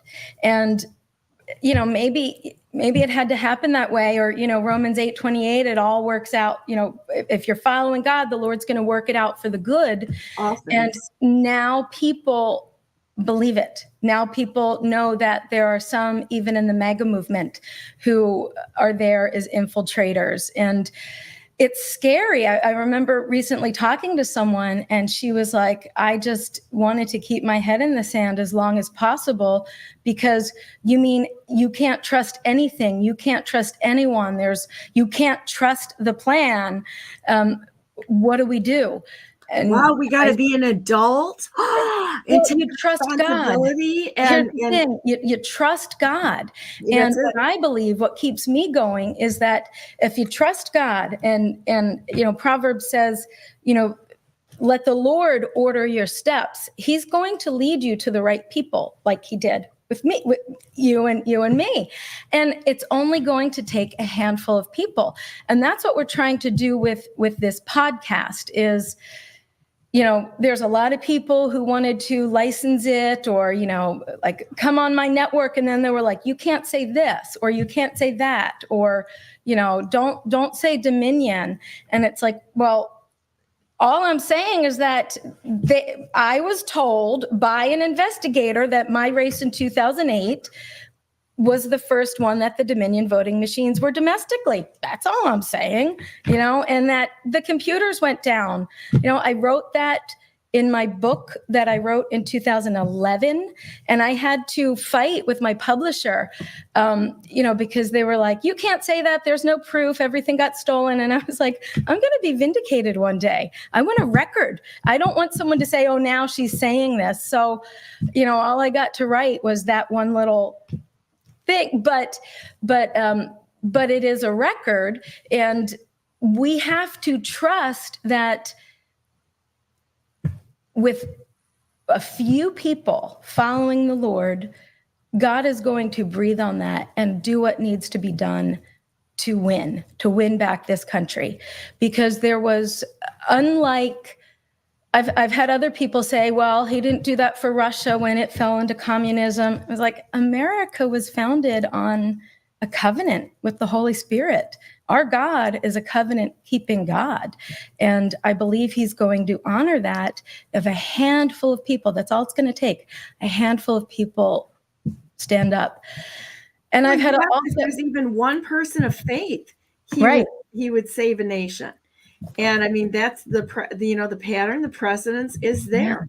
Right. And now we've got a lot of us that actually follow God and love God, and, are saved by the blood of Jesus Christ and the mercy of at the mercy seat. And it's like, we all deserve to have our sorry butts thrown in hell. Every one of us does. And we are fallen people. That's why people are so messed up. That's why most of us want to be with animals, because they're cooler than people, because people are flawed.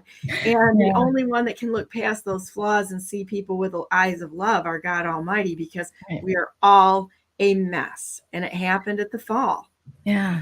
And I think for this election, I've had a lot of people say, well, is it too late? Like we can't implement your plan where you get the credible evidence and stuff.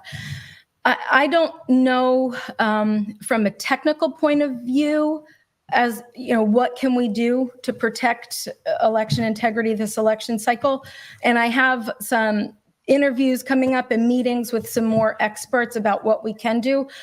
But what I do know we can do, a foolproof plan, is to get out the vote by a great enough margin that we overcome any fraud. Even if we can't stop the fraud, we can overcome it, which is how I won my primary in 2010, which is how I believe Donald Trump won in 2016.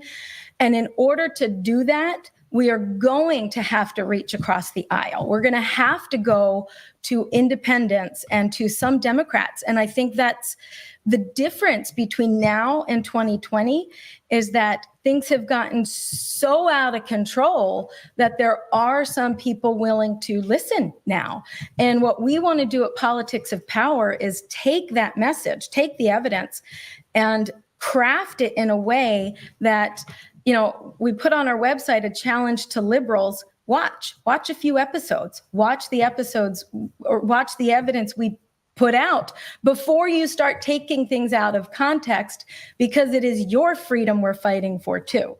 And so it is my prayer that we will be able to get enough people who might not be voting on our side.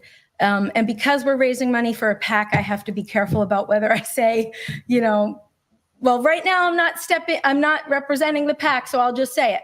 Hopefully we'll get enough people to vote for Donald Trump, you know, that otherwise right now wouldn't, that we can overcome the fraud and then start fixing things now that the evidence is out there. And speaking of which, I did mention the PAC. I want to give a shout out to Alfie Oakes and ask your audience, if I could, please go to Politics of Power and sign up to get alerts from us. And if you can, make a contribution, because this is for Alfie Oakes' PAC. And those of you who don't know about Alfie Oakes, he is a true hero. My race in 2010 is one of the first things that got him involved in politics. He contributed in my campaign. And since then, especially in 2020, he has been a lone wolf. He has been attacked. He personally has self-funded a lot of the J6 legal defense. And the interesting thing about Alfie, I was talking to him last night, he has these fundraisers for all kinds of people, to the point where I believe he gets taken advantage of a lot. And I'm like, Alfie, when are you going to have fundraisers for yourself? And he doesn't. And I was like, you know, there's something about, and I know this from being a candidate, it's hard to ask money for yourself. So I said, I'm going to do it for you, because, you know, and he's like, I can't ask money for myself. I'm like, but he has, even while his business is hurting, because, you know, he owns a chain of grocery stores, and he stands against big pharma. He stands against big farms. And there's a lot of liberals who would actually agree with him on a lot of these things, because he really does stand against big business. But MSNBC told the liberals to hate Alfie. So they hate Alfie and they don't listen to him. So I love Alfie Oakes. I do too. I do too. And that's, you know, I just think he is absolutely an amazing person. He's just so nice. I mean, he's just a very nice person. And instead of raising prices with his grocery stores, he cut into his profits. You know, and I'll give an example. I have all kinds of health issues, so I have to use like all organic and no chemical stuff. So I use this organic heavy cream that forever has been $4, and now his local raw organic heavy cream is cheaper than the chemical-laden heavy cream at Publix, because he refuses to raise prices and he is lowering his profits. But even with that, he's still paying J6ers legal defense. He's still self-funding a lot of these things. And so that's why I'm like, let's start raising money for you so that you can, you know, maybe take your family on vacation instead of funding all these causes. So please go to politicsofpower.org and donate, because it all goes directly to the efforts that we're working with Alfie Oakes. And what we plan to do with Politics of Power is take this show on the road. You know, keep doing episodes, where we talk about things, and in future episodes, we're going to be naming names, even in the MAGA movement, so that people know what they're dealing with. You know, you can't fix something unless you know how it was broken. And nobody wants to talk about how it was broken. And that's for a variety of reasons. Either they're too,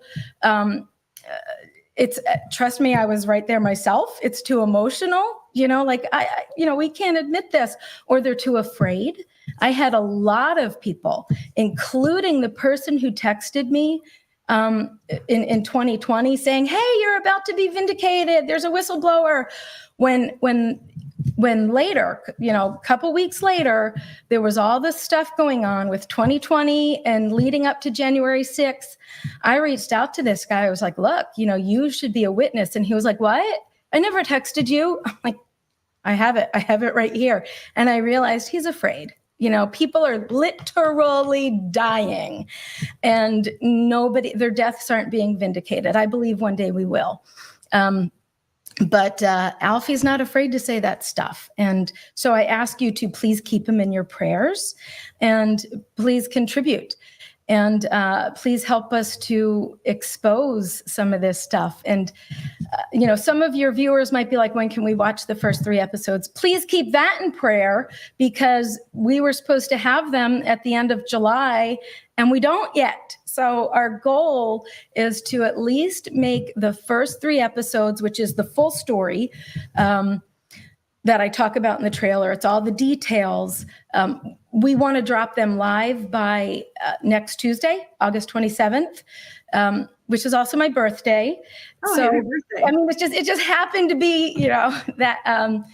So please keep that in prayer, that all the logistics get in place. And if people, I don't mean to keep plugging, but you know, it's true. We need money. Like, one of the things we said was, well, we have our own team of editors, but we don't have the money. Like, even if everybody continues, because we are volunteering their time, there are certain things that cost money, graphics, you know, access to machines and software.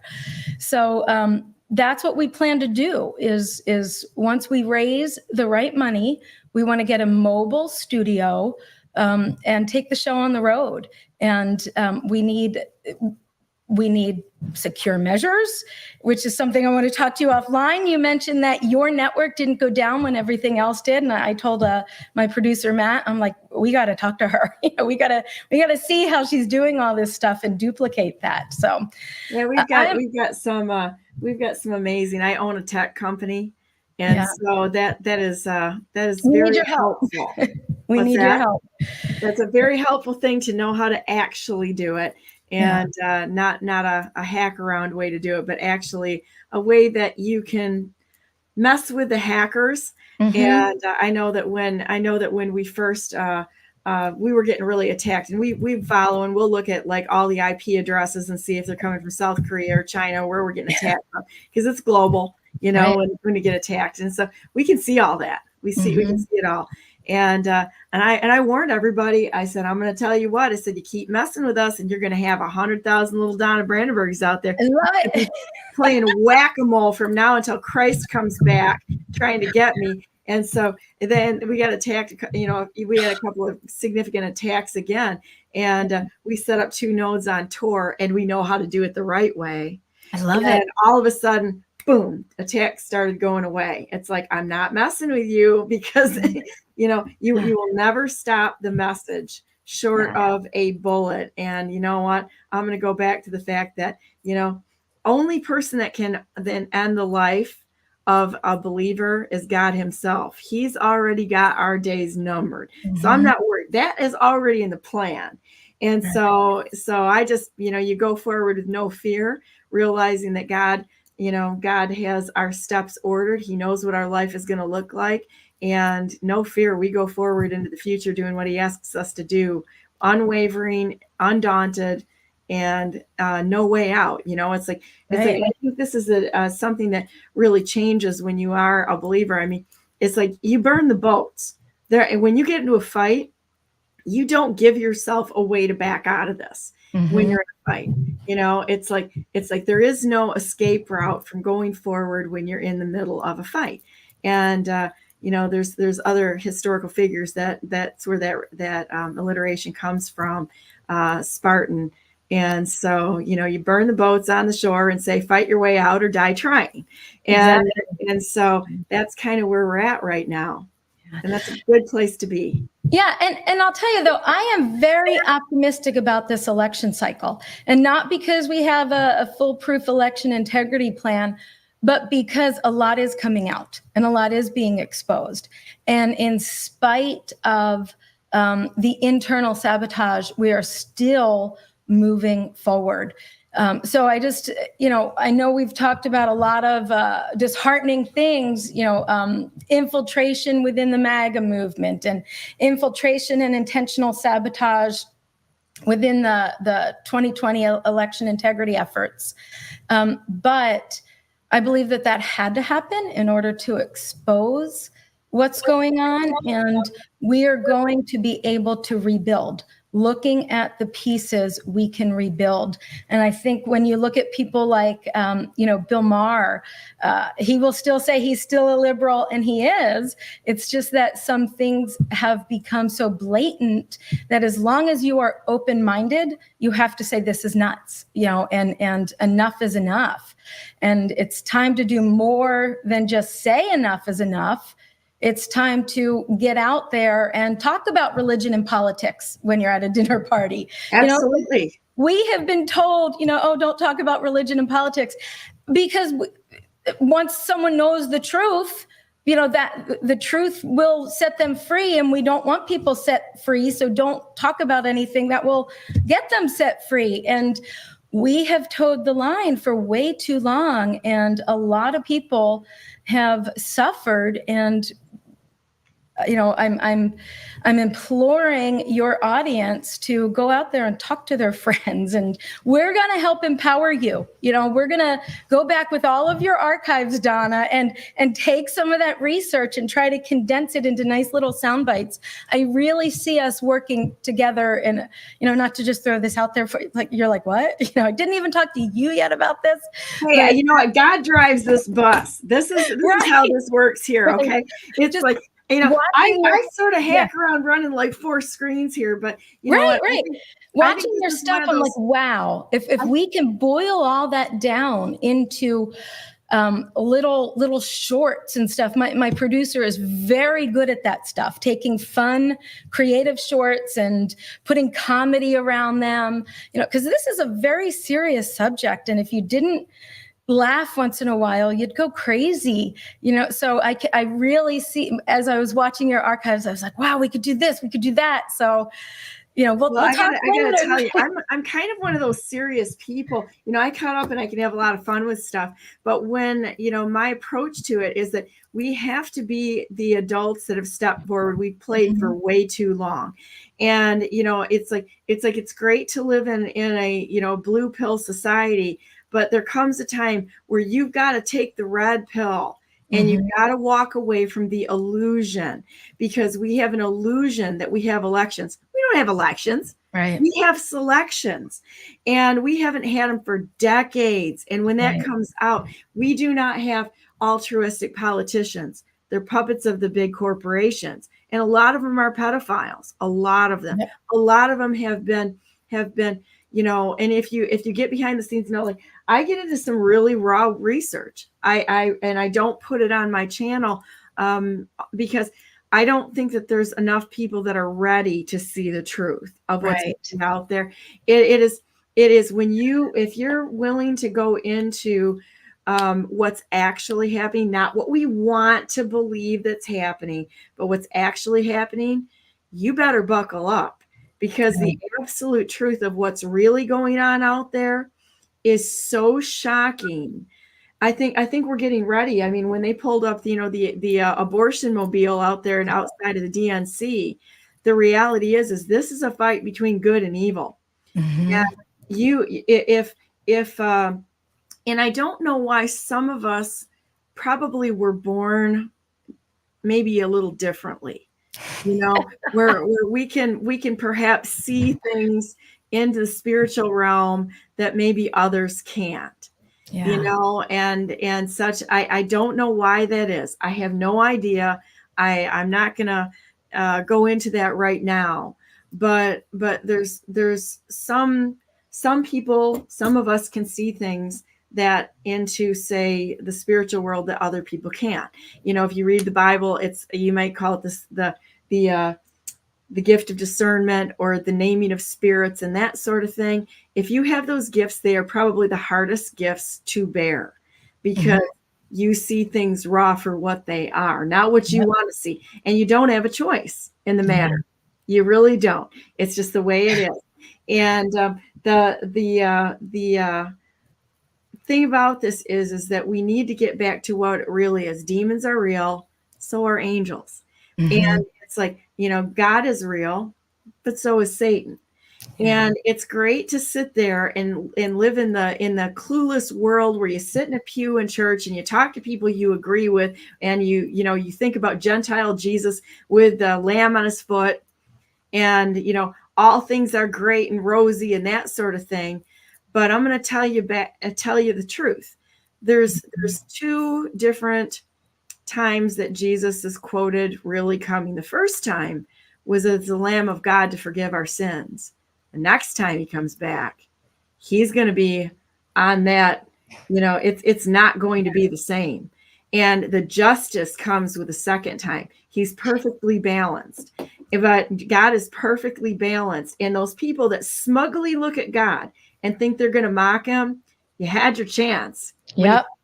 To forgive your sins. When he comes back again, it will be the hammer of justice, and no one will be without excuse on that. So I guess what I'm saying right now is that it's probably a really good time to turn to God, because the reality of what you don't see in the blue pill world with your head in the sand is going to become real fast. And there's no escaping it. It's like you got the time to turn around now.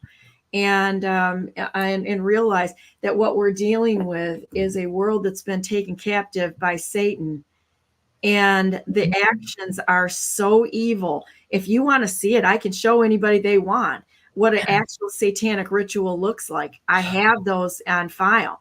And the reality of peeling people alive for torture and such, it is real. I can show you. I've got them on file. Because I did go down that thing to see what's going on and what they're willing to accomplish or to do. I mean, it's horrific. And I mean, it's part of what the gangs do. And we have those in every state. We have them in your community. They're happening in your community. But they've sanitized all of this to make it, oh, we're just going to go and eat cookies and drink coffee at the political parties. Nonsense. Right. This is a distraction of what's really going on behind the scenes, but most people don't have the guts to face it. Right. Or they don't realize that they're being manipulated. One thing that I've seen in the voter integrity movement was that, it's almost like these infiltrators don't come in and be the noisy one, but they'll sit next to someone and go, should we really take that? They're a snake. They talk with a snake's tongue. And they'll find out who is the most vocal yet insecure one, because the insecure will doubt their own instinct. They'll believe this person who's whispering in their ear. They'll believe their credentials. So they'll check their gut at the door and do what this person is subtly telling them to do. And I would encourage your audience. I'm gonna talk about this in a future episode, but people need to know about Operation Trust. Are you familiar with that? No. What Operation Trust is? All right, I'll try to give a quick bullet point. I live the trust factor, because that's what you do when you actually raise horses, is that if you've got a horse that's been abused or neglected, you have to establish trust before anybody goes forward. And that means you are absolutely the same every single time. You never fail. Once you fail one time, you've blown it and you'll never recover from it. Right. Well, what Operation Trust is in the Russian Revolution, when the Bolsheviks took over, when they went from a monarchy to, the monarchy fell, and for 8 months they had a provisional government. And in that provisional government, they had people who wanted it to be a republic. They had people who wanted it to be socialist. They had several different factions in this provisional government. And then they had the Bolsheviks run by Lenin, who wanted it to become communist. So he ended up taking over the government, and for a period of a couple years, exactly 100 years ago, from I think it was 1918 to 1926, this Operation Trust was in plan.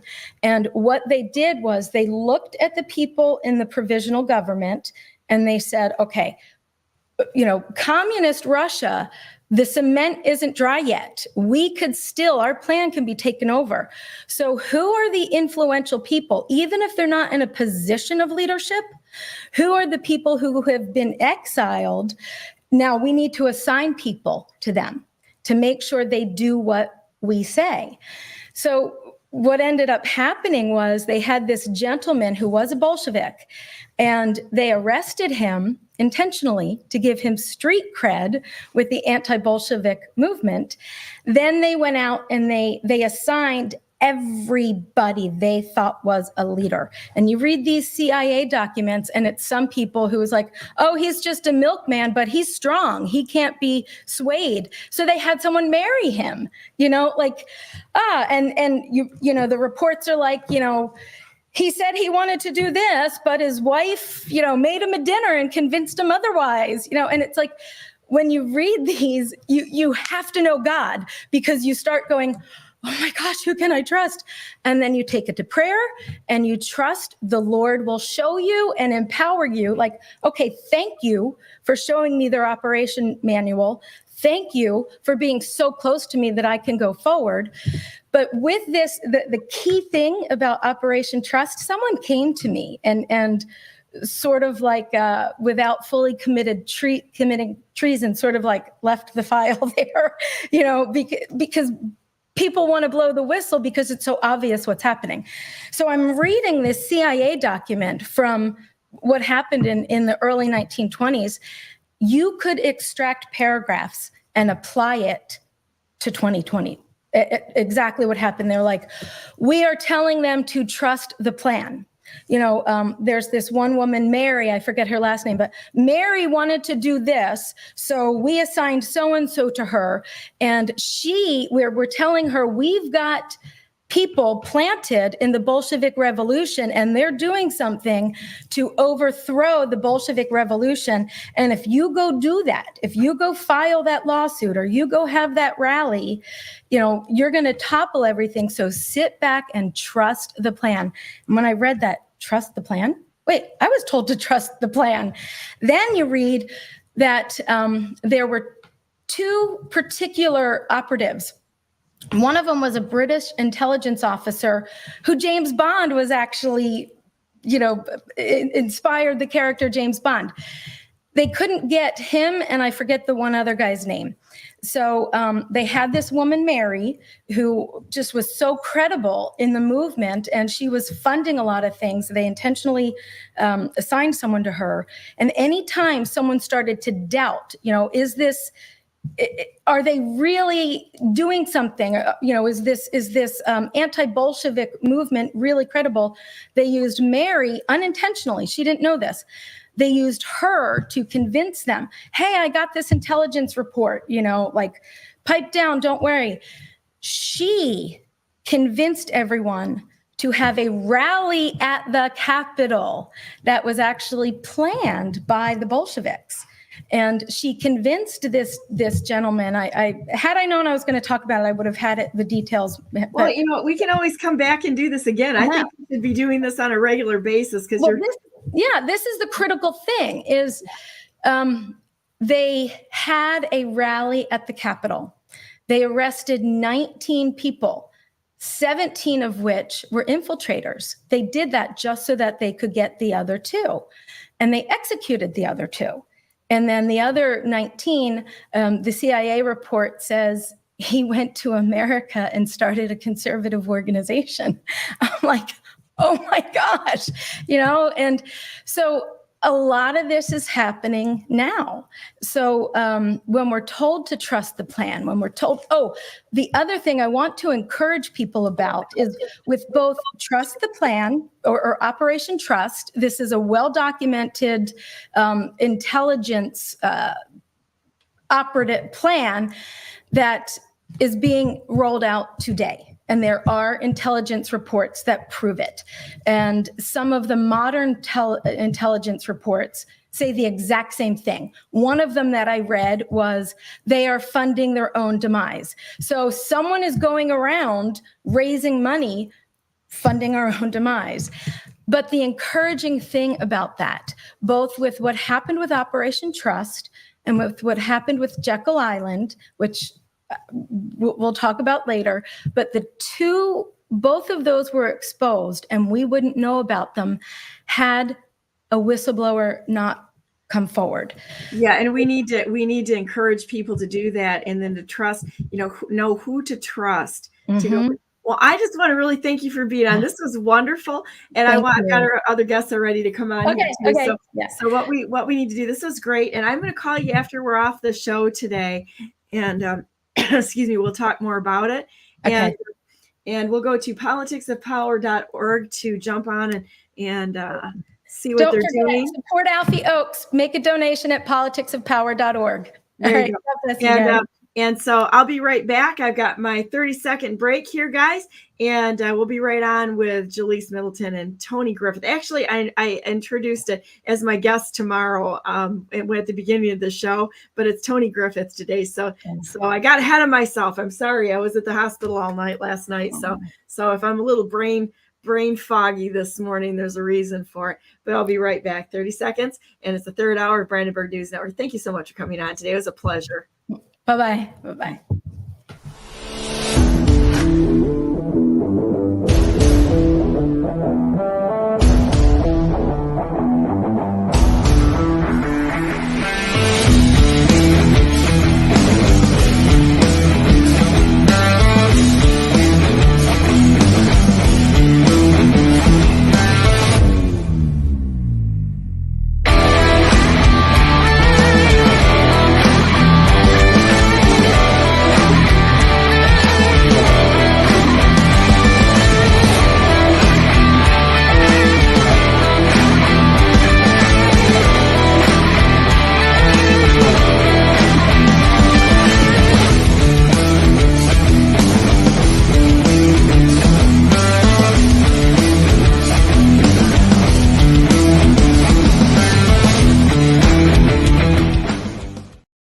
Good morning and welcome to Brandenburg News Network. This is the third hour of Brandenburg News Network, August 20, 2024, and welcome to our show today. I think I'm going to jump right on to our J6ers, political prisoners in America, with Jalise Middleton and Tony Griffith. Hi, guys. How you doing? Doing great. Thank you for having me on. I can't wait to introduce this guy. I'm going to jump right in. The first time that I met him was by phone. And it was so much fun because we ended up in like a 4-hour conversation, I swear. I don't know how long it was, but we just went on and on and on. So I feel like it's a treat for me today to have Tony on here because it was just so wonderful. So Tony, introduce yourself. Hello. Hi, Tony. And then after I say that, he's like, hi. What can I say? I'm trying to recover from an attack that I had Saturday night. Wow. So we had planned what kind of attack? Well, we had planned this big old event, and I planned it. It was called the Truth and Freedom rally, and I did it in my hometown. So I got out there and I got I got like 4 speakers together and they all spoke. And then when I got up there, the mosquitoes came out. So, and they were the size of helicopters and they were full of blood. So I didn't get to say what I thought I needed to say, but the Lord delivered a message and it was great. So So I'm a little bit nervous about, am I going to be able to talk? Because I thought I was going to talk the other day, and you see what happened. Yeah, the there enemy you is go. always at play. Yeah. Well, welcome to the show today. I'm really excited to hear what you have to say in your story. I mean, I think this is really a very valuable thing to do, because you would be shocked at how many people don't really know what actually happened or is happening to Americans that are being held as political prisoners. Well, they let the real insurrectionists, the Fedsurrectionists, just scot-free, that they set everybody up with. And I think we need to keep talking and get loud and refuse to be quiet about this until we get some behavior change from these people. And I think, Jalise, you and I could sit here and talk for days on end. And I think we're like champion visitors. I agree with you. Absolutely. I have been just beyond blessed by this, and I want to thank you for it. I really do. Every single January 6th defendant has a story. And it's so unique, and it glues you to the seat. I have yet to meet someone that's like, yeah, it's no big deal. Like, it is life altering. It is huge. God is doing huge things through it. They're becoming this warrior they didn't even ask to become. They didn't even know it was within them. And I'm just excited to be on the front line with them to watch what he's doing. That I get a front row seat to this, that he trusted me to trot in his footsteps. I mean, I can just picture him almost like the scene with Satan and Job, where he's like, you test my girl there, Jalise. You see what she does. I mean, I feel like it's the greatest honor of my life. I really do. It don't mean that it's not coming with persecution or difficulty or, emotional distress. There's moments of that. I'm not going to lie. It just don't rule me. And I truly understand now what that means when the Lord says, I'm going to be with you. Before I'm like, well, whoop-de-doo, so is the enemy. I didn't get it, but now I do. Now I get it. And I'm always quick to share that with people, that I get when you're having that deep internal thought. I did too. But it's okay to be there and rise above it. I'm now there. I see where, well, if he's with me, there's no harm that can come upon me. I mean, to live as Christ, to die as gain. What's going to happen to me? You're either going to make it good for me or you're going to make it good for others. Either way, it's win. Right. So, anyway, and I know Tony Steen's the same way. He is an absolute powerhouse for Christ. And I'm sure he didn't know that, January 6th was going to hang him up like this, but God did. I tell people all the time, listen, this wasn't a surprise to God. It was a surprise to us. He knew, we didn't. So it's not like we're behind in the game. So anyway, Tony, tell me a little bit about who were you? What was your life like? What were your interests, your career? Did you have a family? What was going on in your life before January 6th? What did it look like? Well, I mean, I can tell you, like, I can go away from birth. I was pretty much raised just kind of poor, but I had a really good mother. She loved me, my father wasn't any good, but she, I guess she really instilled in me to be an overcomer, but we didn't have anything. So I discovered early on, if you want anything, you work for it. So I've pretty much been a working man my whole life. Pam and I traveled all over the United States doing industrial type electrical work. And so I did that. And I settled down when my children, when my children came along, and started an electrical contracting business. So I did that. I've had that for like 30 years, but pretty much work day and night. I mean, I'd say for my 30-year career as a contractor, I averaged 65 hours a week. Every week. So, but anyway, I did that and just focused on taking care of my family. Both of my children, I got 2 children. Both of them are, they're adults. They're successful. Both of them, one of them graduated from OU and the other one graduated from OSU. So, I mean, they're representatives of our father. So, and that's the way I will overlook that being a Texas girl, but no, I'm kidding. I've been there. I've been there. No, I think it's fantastic. I'm just teasing you. I've got family there, you know. But, Not a total outcast. but anyway, so I worked my electrical business pretty much single-handedly. I had my general contract, my electrical contracting business was I centered my work around one customer, and it was our local hospital, St. Francis Hospital in Muskogee. And I was there day and night all the time, you know, it didn't matter. I was always there for them. So we just one day, man, you know, of course we seen what happened. What was going on in summer of 2020, you know. It was the dark forces that were manifesting what they were all about. I mean, they were tearing down our monuments, just destroying the fabric, you know, of our country, you know. And I've seen that, and you know, it's disturbing. And you when you're a working man, you put that back on the back burner, you stay in your bubble, and you keep, you know, hitting the grindstone. And I did that, but then, you know, we've seen how the election went.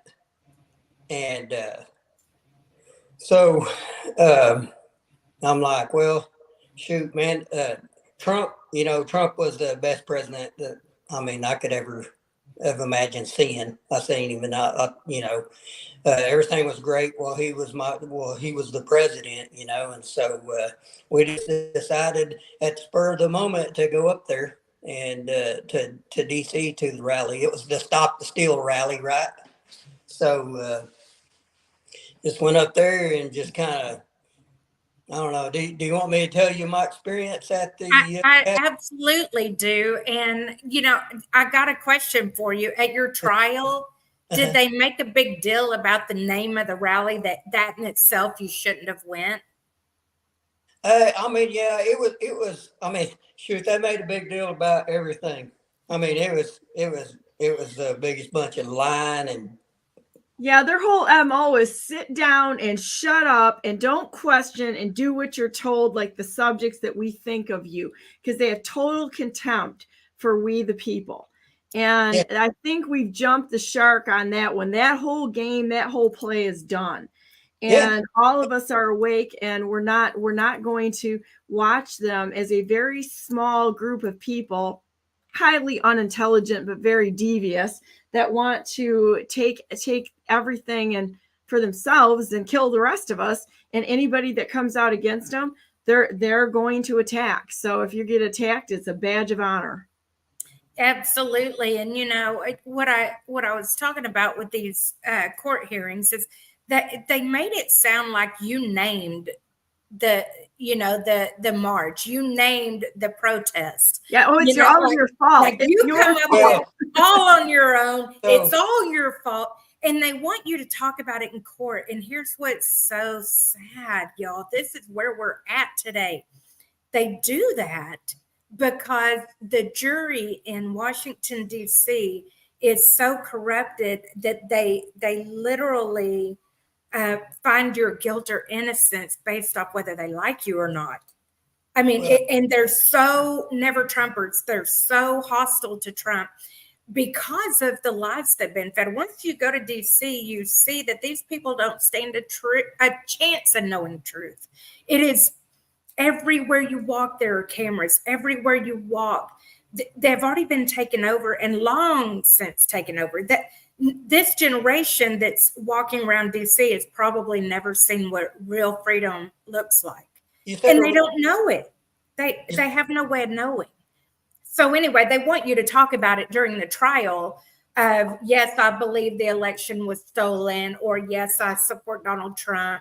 Anything to make them hate you more, and that will determine their decision. Yeah, the big narrative push for them in contingent to what I was doing was that So so we went for like 4 hours in the 4 hours in the trial because I had come up to this window that was busted, and I had my, I was doing this, and they were looking at me and they're like, "What is that?" They couldn't figure out it was prayers, So it was a 3 or 4 hour ordeal about what that was, But so then their big thing to me was, hey, you could come up here at the March for Life. Did you come up here at the March for Life? How come your God didn't tell you to come up here at the March for Life? They actually said that to you? Yeah. Oh, Donna. How come I came up here under God's direction instead of under their direction, pretty much, And they said that because you went in the Capitol and prayed for the aborted children. That was one of the main reasons you went for the march. I mean, we all were probably there because of a stolen election, but that just brought to fruition that we realized how bad things are, that they would blatantly steal an election. Do you realize how fun it's going to be, honestly, to watch God throw that in their evil faces to make a statement that stupid? Donna, I'm like, oh, why didn't you do this? Why didn't you do that? Well, I don't know. Why don't you guys act in an honorable, law-abiding manner? Give me an answer to that, and I'll answer your stupid question. They really attacked me about so when Jalise and I are talking, she's my sister, and most of the people that we talk to, they're like-minded. There's really a lot of good people, but like when I got up on when they had me on the cross-examination, right, and they had me up there, and so at one point when I was in the Capitol, I got into what they call the crypt of the Capitol, which the prosecutor told me that's the heart of the Capitol. You mean to tell me that you would come into the heart of the Capitol and shout USA? You mean to tell me that your God would tell you to do that? Because I told them that every step that I took was under the direction of the Almighty. And so he tried to wear me out over that. And when he said that, I'm just thinking, I'm taken back, and I'm like, wait, this guy's asking me if my God would tell me to do something. But he said, your God, and I'm used to him being everybody's God, because I've been in this bubble, right? My bubble is my family. And I went to church for years and years. I was a deacon at a church, but I'm used to being around people that he's everybody's God, right? And so when he told me that, I'm like, I'm taken back, and I had to think about it, and I'm like, yeah. I'm intrigued by that myself.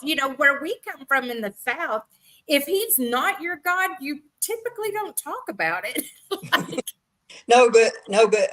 So like I said, I ended up in the Capitol, and the whole time I was in the Capitol, I was looking for my apprentice, because he's a young guy and he went with me, and he was kind of rambunctious, But I found him in the crypt. And how can you call the heart of the United States of America a crypt?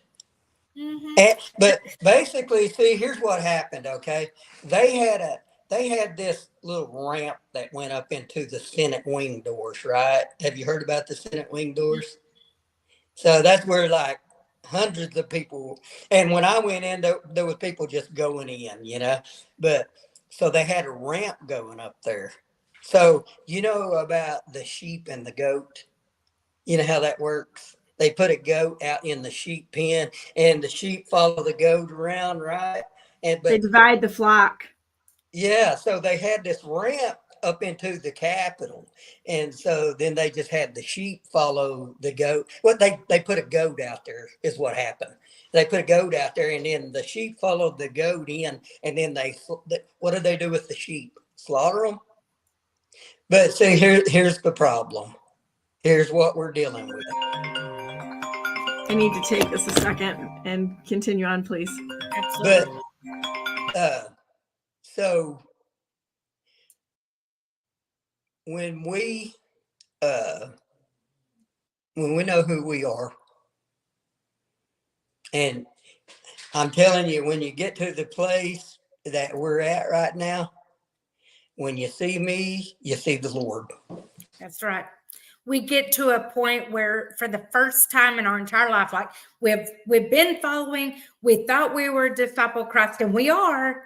I don't want to downplay that, Yeah, but but it's a new level. Listen, Jalise, we're no longer followers. We are the shepherds. That's what we're doing. We're leading this country into righteousness. We are called to disciple, and that is part of it. And that's where we've been failing. You know, we've got a bunch of churches that are looking to dunk them and chunk them, and that don't lead people to all the beauty of the relationship with God. Wait a minute, Jalise. You said we're disciples, right? You know what Luke 6:40 says? What? The disciple is not above his master, but he that is perfect is as his master. So I think that makes us a master now. I mean, what God has given us is the one Spirit that joins us all together. And this is Christ. What we're doing is Christ. Yes. Yes, that is through the Holy Spirit dwelling in us. Absolutely. Hey, Tony, so here's what I think about.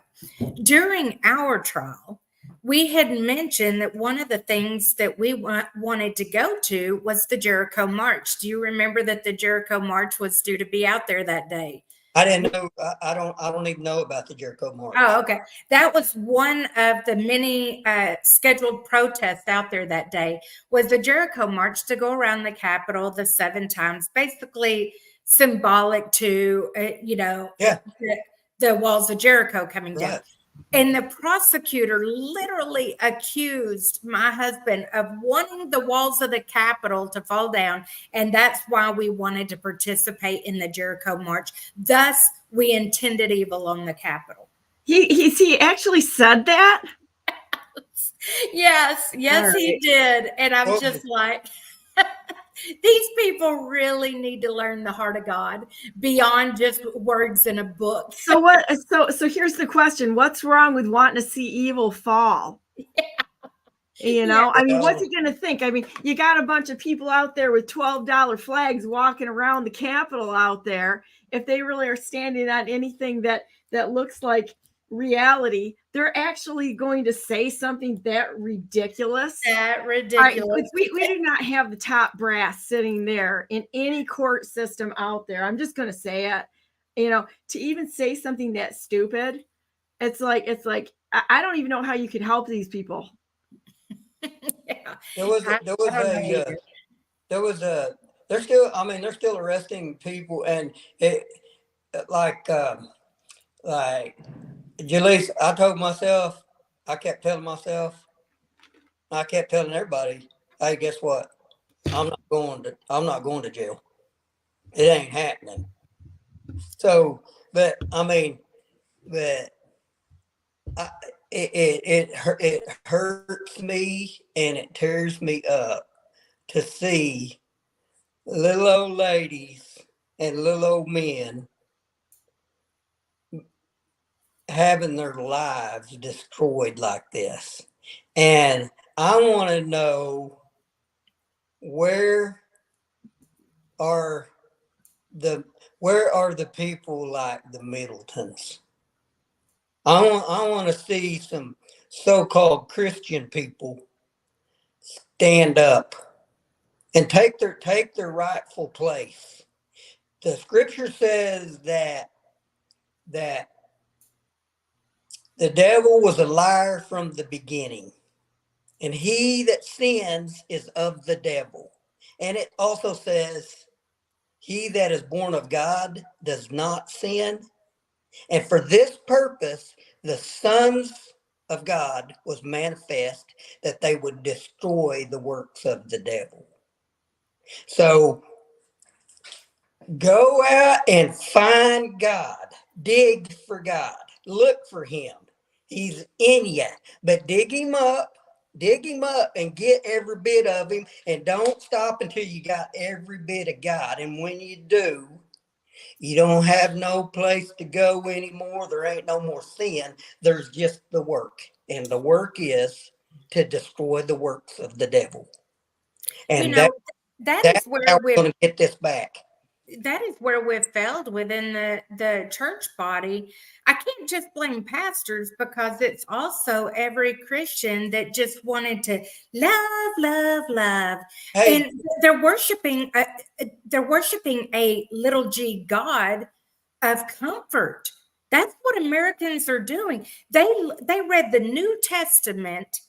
They stopped there. They didn't read the Old Testament to get the full picture of who God is, which is not only, as you put it, the Jesus with the lamb on his foot. Gentile Jesus with the lamb on his foot. Yes, it is also a warrior king. We can't forget that. And we have that dwelling within us. And we are called at times of battle. Listen, I read the Old Testament as much as I do the New Testament. And let me tell you, I've read in scripture where God called to annihilate every man, woman, child, and livestock and leave nothing standing.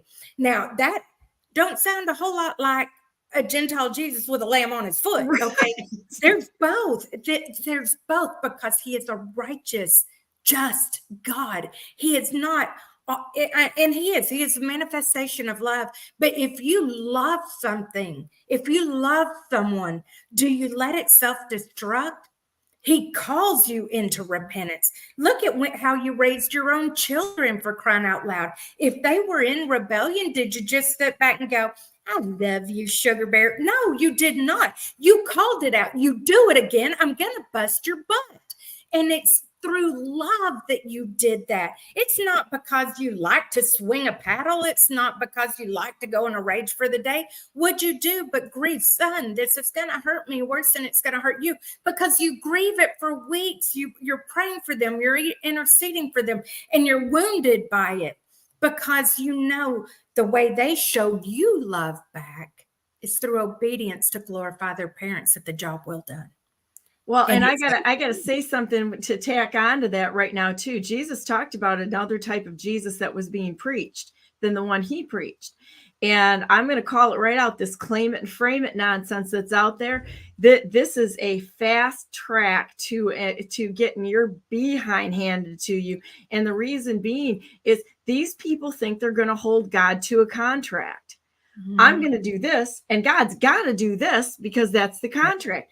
It doesn't work that way. It don't work. And you know what? And I want you to think about it. If you treat God with that kind of contempt of saying, well, I'm going to do this and you're going to have to do this for you. He doesn't have to do anything for you, me, or anybody else. And if you actually loved him, you wouldn't have the audacity to say that in the presence of God Almighty. You would sit down, you would say, and I love you. What would you have me do? And that's it. You don't look for something back. You don't look up for a payoff. You don't try to hold God to some sort of a made up contract in your head.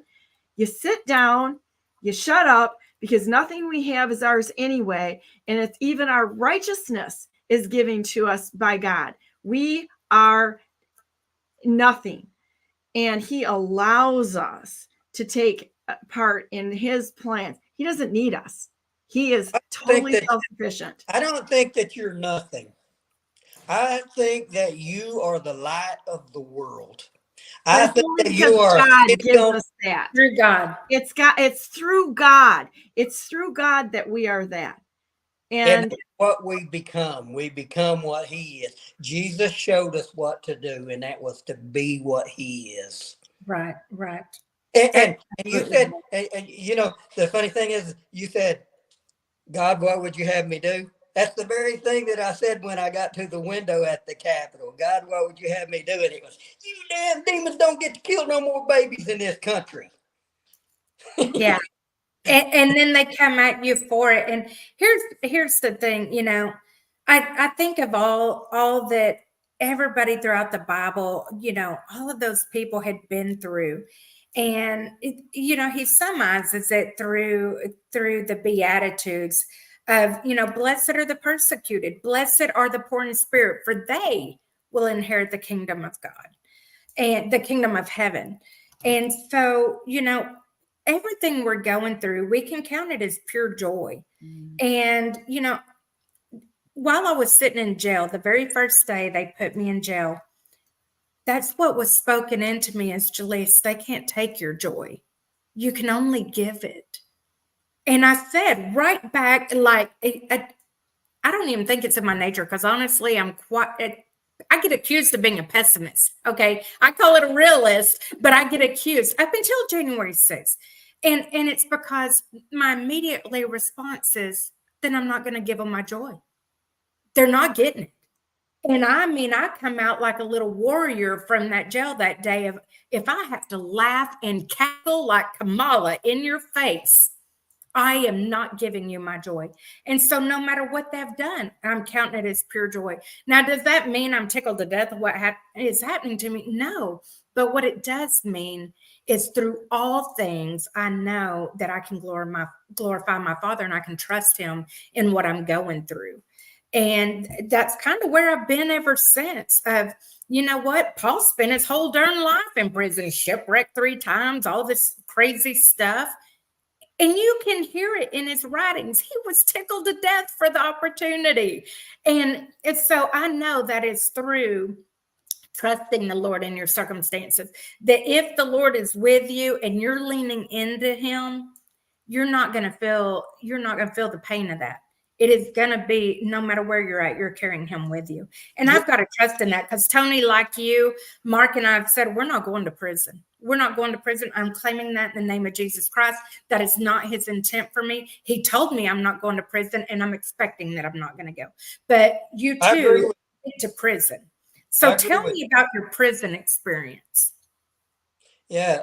Well, so I just like to say first that, like, when we were marching from the Washington Monument to the Capitol, we were joined by tens of thousands of people, and we left when the crowd left. And it was after Trump had said, we're going to peacefully and patriotically let our voices be heard.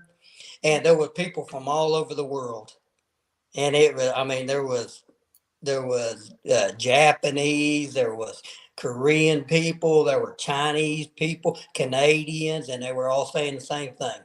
Don't let this happen. So anyway, so we was marching along there, and they were doing all of these different chants, like stop the steal and different things. And every once in a while, the crowd would get real quiet, right? And when it did, I would say, freedom, just as loud as I could, and when I did, it was like 1 million people screamed it back at me. It was the most awesome thing. So once I did the court thing and all of that, and they sent me over here to the federal prison in Oklahoma City, and I got there, so I ended up, so my apprentice had already been there, because he took the plea deal, so his trial was over quicker.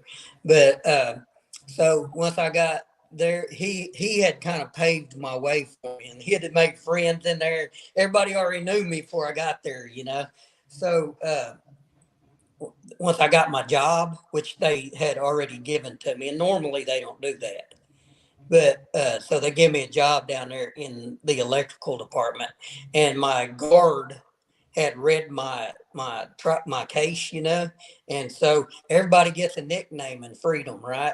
Well, they named me Freedom, so everybody in the whole prison knew me as Freedom.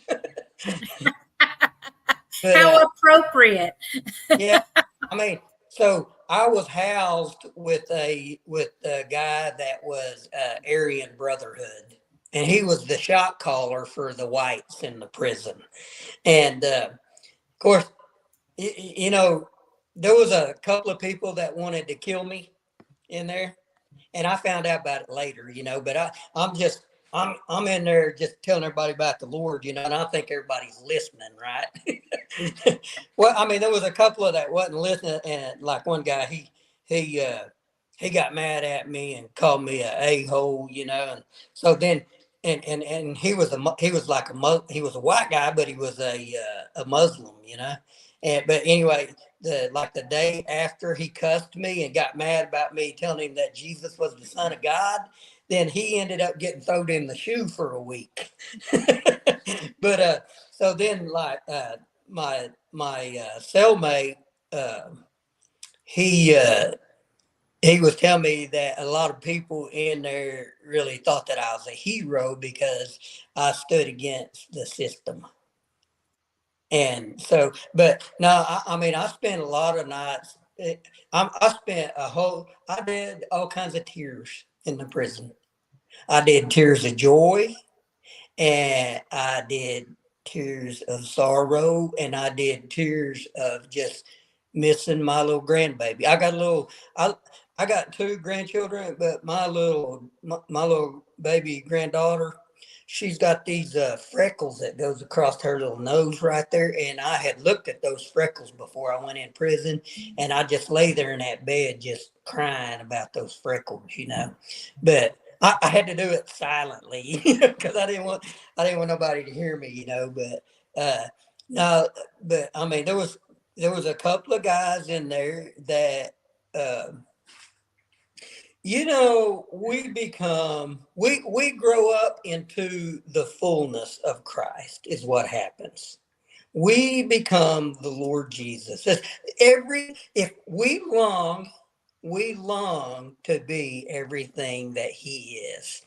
And the Spirit, his Father, our Father, teaches us how to be that. Okay? But when I was in there, I actually led two people took back to Father. So I mean, like one guy, he got put in there when he was 35 years old. I'm sorry, he got put in there when he was 17 and he was 35. But he was one of the first ones that talked to me in there, and he gave me food. And he wanted to take care of me. But immediately I started talking to him about, you know, the Lord. And but he ends up that he was strung out on K2. And he'd get K2 and smoke it every chance he get. Well, I seen his mother in the visitation down there one day when Pam, my wife, come to see me, and she's a 90-something-year-old woman. She just looked at me and she said, "Please save my son," because he had been telling her about me, about how I'd been talking to him about the Lord, you know. And she asked me to save his son, her son. And after that, it was like, he's mine. Ain't nobody gonna get him from me. So I had to battle this there was this big old muscle up guy, and he was the head drug dealer for the whole prison, you know, and he was a double murderer. And so, like, here's how you do spiritual battle, okay? So this guy, I seen him down in the infirmary one day, and I started talking to him about the Lord, right? And so he's like, man, he says, "I love the Lord," you know. And so then, like, this lady walked by, and he looked at her, you know, and he's like, "I'm a ladies' man." So, I mean, he identified himself to me right off the bat, you know. So I was up there sitting in my chair, up in my seat. They give me a seat that I had to sit in. You know, everybody's segregated. You have to sit in a certain spot, you know. So I'm sitting there, and here comes the big drug dealer through our pod where we all live, you know. And what he's doing, he's politicking. He's making everybody his friends so they'll buy his drugs, see. And I looked at him, and I said, "He better not come over here. I ain't talking to him. You know, I don't want him to say nothing to me," you know, because I knew that he had my brother strung out on drugs, right? Yeah. So he starts walking toward me, but then when he got closer, I thought, man, if I don't shake his hand, he's gonna kill me, you know. So I reached out, and I took his hand, and I shook his hand. I didn't say nothing, but in here I was saying something. You know what I was saying? "You get out of here, demon. There's no place for here. I command you in the name of the Lord Jesus Christ. You're gone." And it was like a couple days after that, they busted him, and he was out of there in a higher security prison. So then brother shot her, you know, and the whole time when I try to go get Sean, and I had already won this other guy to the Lord, so it was me and him, and we'd go get Sean. But when Sean was strung out, he'd duck his head and run from us. But after that guy was gone, and it was like the last 2 weeks that I was there, he wasn't ducking his head no more. And so now Sean's out of prison, and he has committed himself to Teen Challenge. I don't know if y'all know what that is or not. I know Teen Challenge. I think it's kind of a Christian rehab type deal, But just stuff like that. And can you imagine what the prison system is going to look like after all these born again believers on fire for Christ that has been rejuvenated with the fire, that the Holy Spirit is no longer quenched, are getting sent into that prison? Can you imagine what it's going to look like after we get done? Plus, you awakened all of these people, these powerful people from the top down, as far as the hierarchy of our country, as far as their economic status, that they've had to go and serve time in prison and see the failures of the Bureau of Prisons and come you gotta out. get rid of the bushes. Yeah, this place is going to be like totally revamped when we get done with it. Yeah, and I am excited about. I almost think that's because God works all things for his good, and he don't leave any I undotted or T unstroked. And I just fully believe that after all this is said and done, they're going to go like, oh, that didn't go the way we wanted it. Like, we are going to have a wonderful prison system. And when I say wonderful, the American people are not understanding, because I didn't, and I know they're not either. They're not understanding how vile this has become. The punishment is supposed to be the alienation from family, the alienation from friends, pulling you out of your lifestyle that maybe wasn't benefiting you. That was supposed to be what prison is intended for. But instead, it has become a vile machine of money making. And so that means they're not providing adequate nutrition. They don't care if you live or die. I mean, we've had guards that have literally said, if your chest is moving up and down, I don't want to hear anything else. That's all I'm responsible for, and this is going to be. Think about that. They're truly putting people in there that have no compassion, empathy, or even see people as human beings. Right. And that's a real problem, because you can go into a situation and see people. I think a lot of people that I'm going to say it. There's a lot of people that I believe that there's a big part, and I'm not using this as an excuse, but for people that actually commit true crimes, we've got a decent amount of mental illness involved in this. And I think that is something that has not what you guys did, right? That was totally unlawful, but they're not providing the things. The goal should be, and it's not realistic, because there are true psychopaths that their brains are not right. You can't change a person that's wired that way. I don't care what anybody thinks. God can. It's highly unlikely. If you talk to somebody who's truly a narcissist or a sexual predator or anything like that, they're wired wrong. You're probably not going to change it. Jeffrey Dahmer said it best. He said, if you let me out of this prison, I'm going to go kill and eat somebody again. And he said, and I will double down my efforts. You don't change a person that's like that. And he knew himself well enough to know. Sam Vaknin, he is a self-proclaimed narcissist and writes how a narcissist or sociopath, psychopath actually thinks. He is not committing crimes, but he tells people how the brains of somebody who works like that thinks. You're not going to rehabilitate them.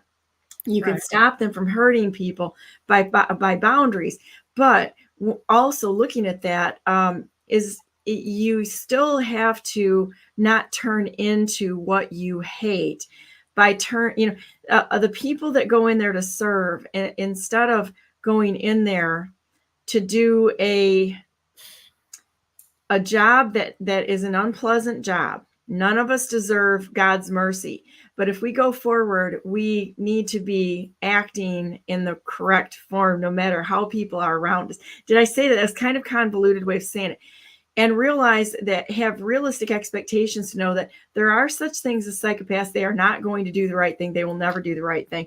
It's like seeing somebody who's an amputee and saying, we're just going to, you know, we're going to make sure that that arm grows back, or that it's not going to happen.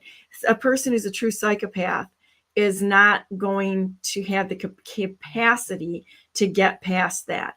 I just wonder how many psychopaths Big Pharma has created.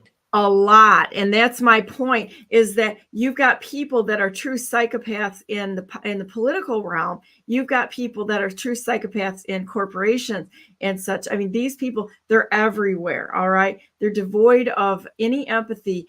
But we go into the prison systems and you see somebody in there that's treating other people like lower than them, like dogs that are somebody to lord over.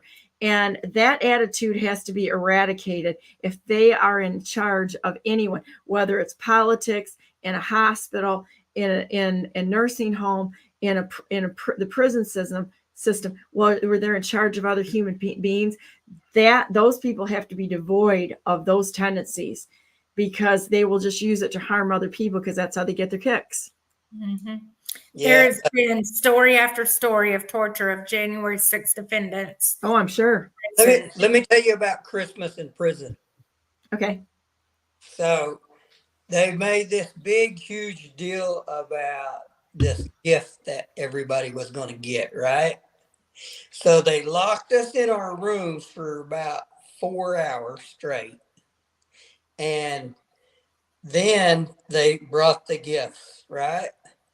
It was a bag of, I called it the doggy treats, but it was cookies and different little snacks, right? So they get up to my prison door and opened the door and threw it in and said, can I say the S word? Yeah. They threw it in and said, shit. That was my Christmas. Why'd they say that? Huh? Why'd they say that?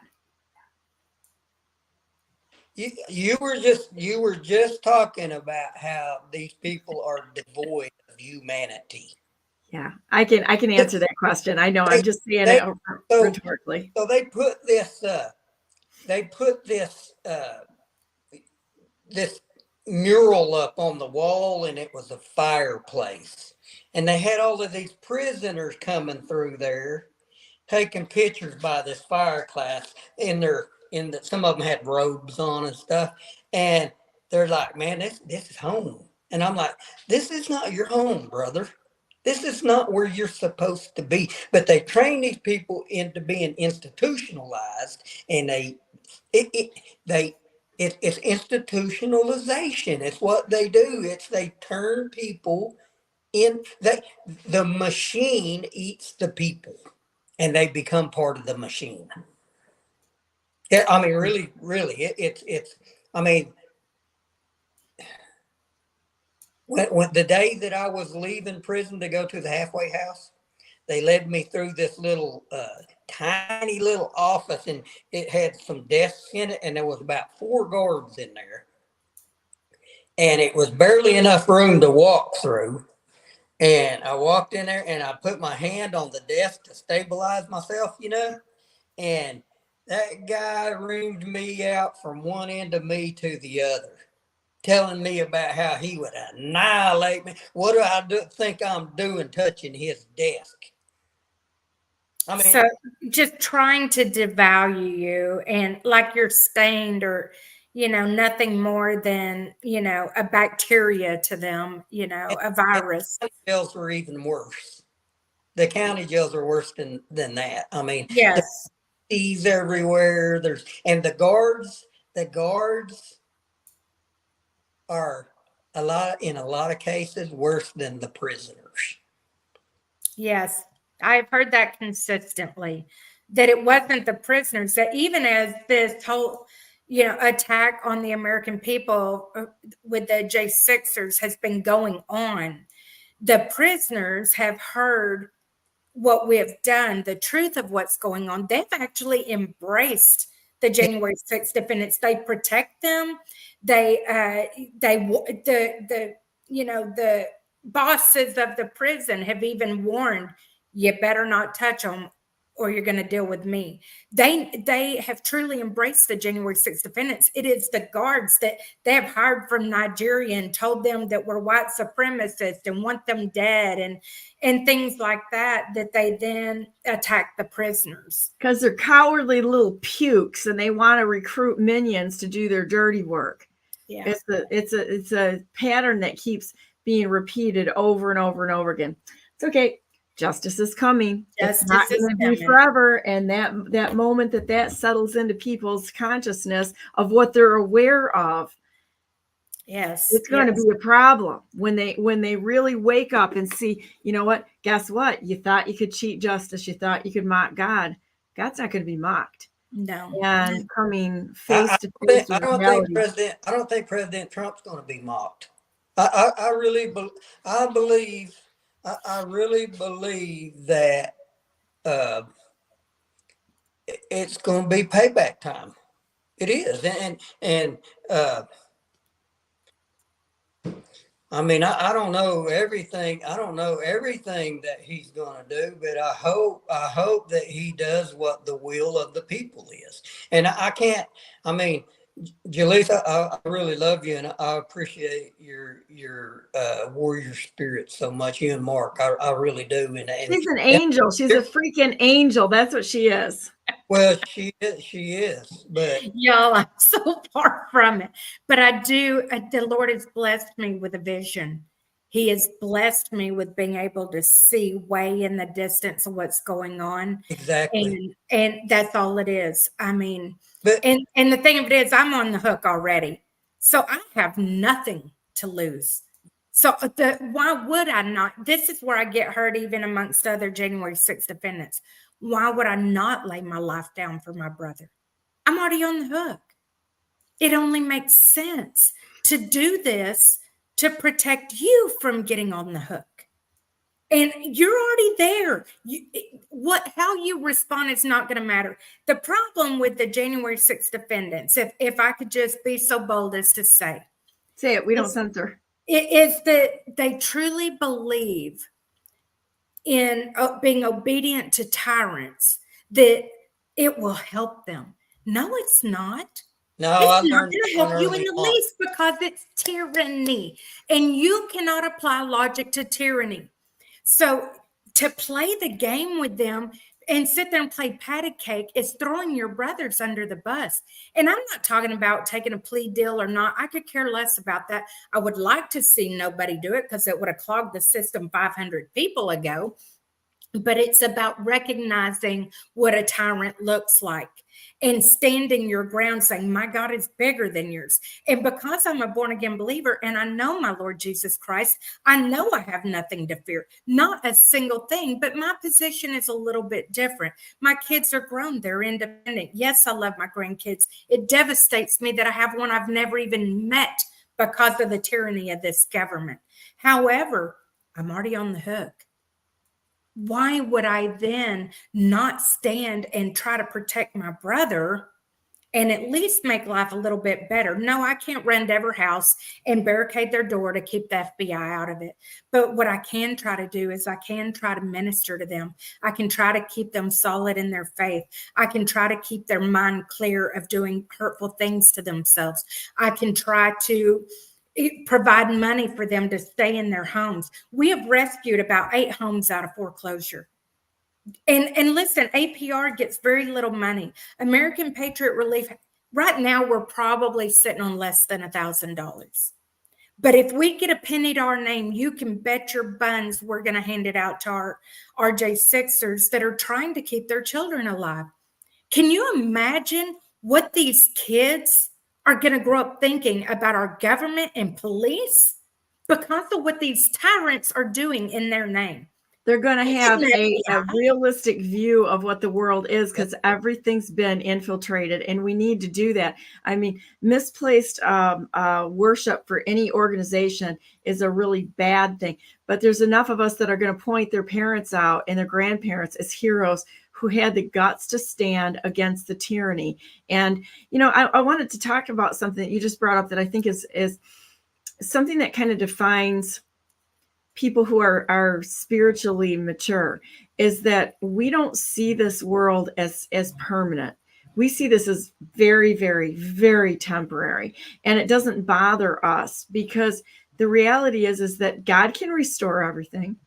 He can restore the time that you think you've lost. He can give you more time. And, it's like he said in the Bible, if you leave your family or you leave your animals or your horses or cows or something, God can replace that. God can restore these things. They weren't ever yours in the first place. They were always God's that he gave to us to share and to enjoy, but they've always been God's. They've never really been ours in the first place. This is his sandbox. He owns it all. And, and we can let go of those things and realize that, God not only, he doesn't want to see us as paupers. He's teaching us lessons. And he loves giving good things to his children. He absolutely loves doing that. We don't have to fear him or try to take things that aren't ours. We can let it go, and he can replace and restore all of it. He can restore broken hearts. He can give us back the time that we thought we lost. He can do all sorts of God is not subject to the things we are. And so we've got to stop looking at him as if he were a human being. He was fully human, but he's also fully God. And that changes the whole scope of things right there. It does. This morning I was reading in Genesis about Sarah becoming pregnant at 99 and right? The Lord coming and telling her, and she laughed. She's like, surely not at my age. And right. I'm sure I could see me being that woman of going, sure, do it now while I'm going to croak, And I mean, I could totally see it. But look what the Lord did. She lived to be 126 years old. Her son, Isaac was 27 years old when she died. Okay. He gave her full energy, full strength, and a full life watching her son grow to a complete man. Okay. And she didn't think that at 99. She's thinking, I got the shaft. Yeah, I get pregnant now, when I'm 100 years old. But we look at it through our earthly eyes. Yes. I'm looking at it. I'm going, really? I'm a grandma. I'm 50. I'm disabled. I'm 53 years old. You're a baby. You're a baby. Yeah. And you're going to tell me that now you're going to use me as a warrior for our entire country? And he says, yes. And I said, okay, let's do it. Let's do it. Yeah, it is really amazing when you change and you look through the lens and ask God to give you the lens to look at other people and the lens to look at what he wants us to do. It changes everything when you give that up and you just say, okay, I don't need to know the plan. I don't need to know what's on the path. I know the path is there and he's going to make our path straight, but I know who's in front of me on that path, and that's good enough. And if it takes the turn that I wasn't willing or I wasn't thinking it was going to take, that's okay. He's still got a plan there, and he's going to see us through this, and he's going to carry us when we're tired. It's his strength that will carry us. It's his wisdom. It's his discernment. It's all of those things that he kind of opens up for us and takes scales off of our eyes to see. He moves things away from us, and it's all in his time. We can't do it all at once either, because I liken it to if you've got a cloth. Okay, let's just say you've got an old moldy rag that's been sitting around for a while, and you decide you're going to take that old moldy rag and you're going to rehabilitate that old moldy rag. Are you gonna douse that thing in so much bleach for a very long that you absolutely destroy the fabric? Or is there a better way to deal with it? Do you approach things like that or stains one step at a time? And I think that's what God does for us. It's one step at a time as he watches us grow and makes us shiny and new. And it's in his time. And we want to see things in our time. We want to push things. We want to push the timelines. We want to be in control of that. Well, we're never in control of it. So that we might as well just give that little illusion up right off the bat, right, and just say, we're willing to follow him and trust him enough to be good all the time and order our steps the way he sees it, and then be open to what are you teaching me? And what are you learn. going to do? That I think that's really the biggest failure going on in our walk with Christ is we pray still wanting our own outcome instead of just laying it completely out. Abraham laid Isaac out on an altar to be sacrificed. Okay. Whatever your will is, Lord. I had to lay down my family. I had to lay down my husband. I had to lay down my house and what I thought my retirement would look like. I had to lay it all down and just say, not my will, Lord, but yours. Well, listen to Jesus' prayer. Sorry, go ahead. Yeah, until we do that, we are not praying with the right mindset. And so when the scripture says, when you pray with the right mindset, with the right desires, with your right thinking, that the answer is yes and amen. The problem, and people are like, I prayed it, you're praying for your mother to live, or you're praying for your son to get off drugs. You're praying your own agenda. I'm sorry. You're praying your own agenda. But when you pray, Lord, this is your child. I'm coming in agreement with you that I want the fullness of Jesus Christ in them. I want them whole again. And you're casting demons. God doesn't wish that we carry demons, right? You can pray in that like-mindedness. But to try to get your agenda of the picture you want for your life, Lord, help me get this house. It's not right thinking with God. And that's what I had to lay down. I'm just telling you, I come to Christ in August of 99. It wasn't until April 21st of 2021 that I got in the right mindset, in sync with the Lord, of saying, okay, this isn't my life. It's not my own. You get to do with it what you want. What does he teach us to pray? That thy will be done on earth as it is in heaven. It's his will. And then take the ride like you're on a roller coaster, that you're not in control of the drops or the twists or the turns, because that's what the reality is.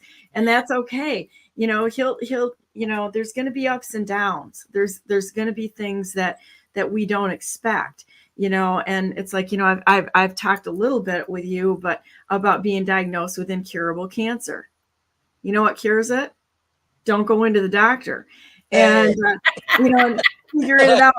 I'm gonna write I'm gonna talk about this at length because this is something that people have to face.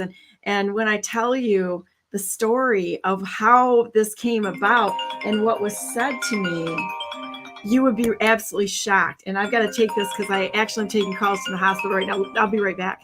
Absolutely. So, Tony, I get excited. I know we've talked a lot today and probably kind of shadowed you a little bit. It was not our intent, but you get us so excited for Christ. And I love those conversations. So will you share with the viewers, like, what has that done for you now? Where are you at now? What did God do through this? Or just, are you on your feet? Are you still on probation? Fill us in where you're at now. So I would say maybe like a year. Let's say January of 19, I had a heat stroke. And when I had that heat stroke, I went off planet. Now, I don't know if you know what I mean by that or not. I do. But, yeah. So when I did, I just really, honestly, I came into, I think at that point I came into oneness with God.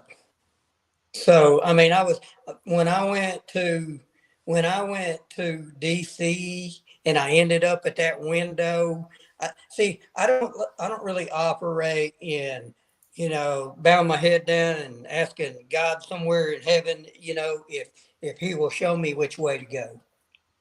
I've already given everything I've given my life to God, but at the same time, he gave his to me. So he is mine and I'm his. So where I go, he goes. Where he goes, I go. So what do you mean? You're not just a Sunday Christian sitting in the pew with Gentile Jesus and the Lamb on his foot? Lollipop Jesus, right? But I mean, I was already there before I got up there, but like when I went to prison, I mean, what I discovered is that, you know, I heard a lot of the stories that you hear in the Bible, like become like the real life action. So like, you know, about the Daniel in the lion's den, right? Well, it's not the lion in the den, it's the lion that's inside of you that comes out, you know, because listen, no one can bring harm to the Son of God. He lays his life down willingly, right? Right. And he takes it up willingly. But no, I mean, I told you I worked hard, but it's like feast or famine, right? So Right. who was it? Joseph that had all of the grain, you know, but he gathered it for a reason. And my wife and I have always lived that way. So when all of this happened, and I don't know if I told you, but they fired me from the hospital the day after I was arrested. And it was a 25-year career. I mean, it was every day just them. And they treated me like I was some kind of perpetrator, you know, but we had that money put back that we didn't spend that I had made. And so we used it. It took what I thought was a retirement, you know, it's all gone. I mean, I paid about $65,000 for an attorney, and, you know, but I mean, now I'm just working, but I'm the same person that I was before this. With me, my oneness with my brother Jesus and my Father, the Almighty, I've already passed into eternity.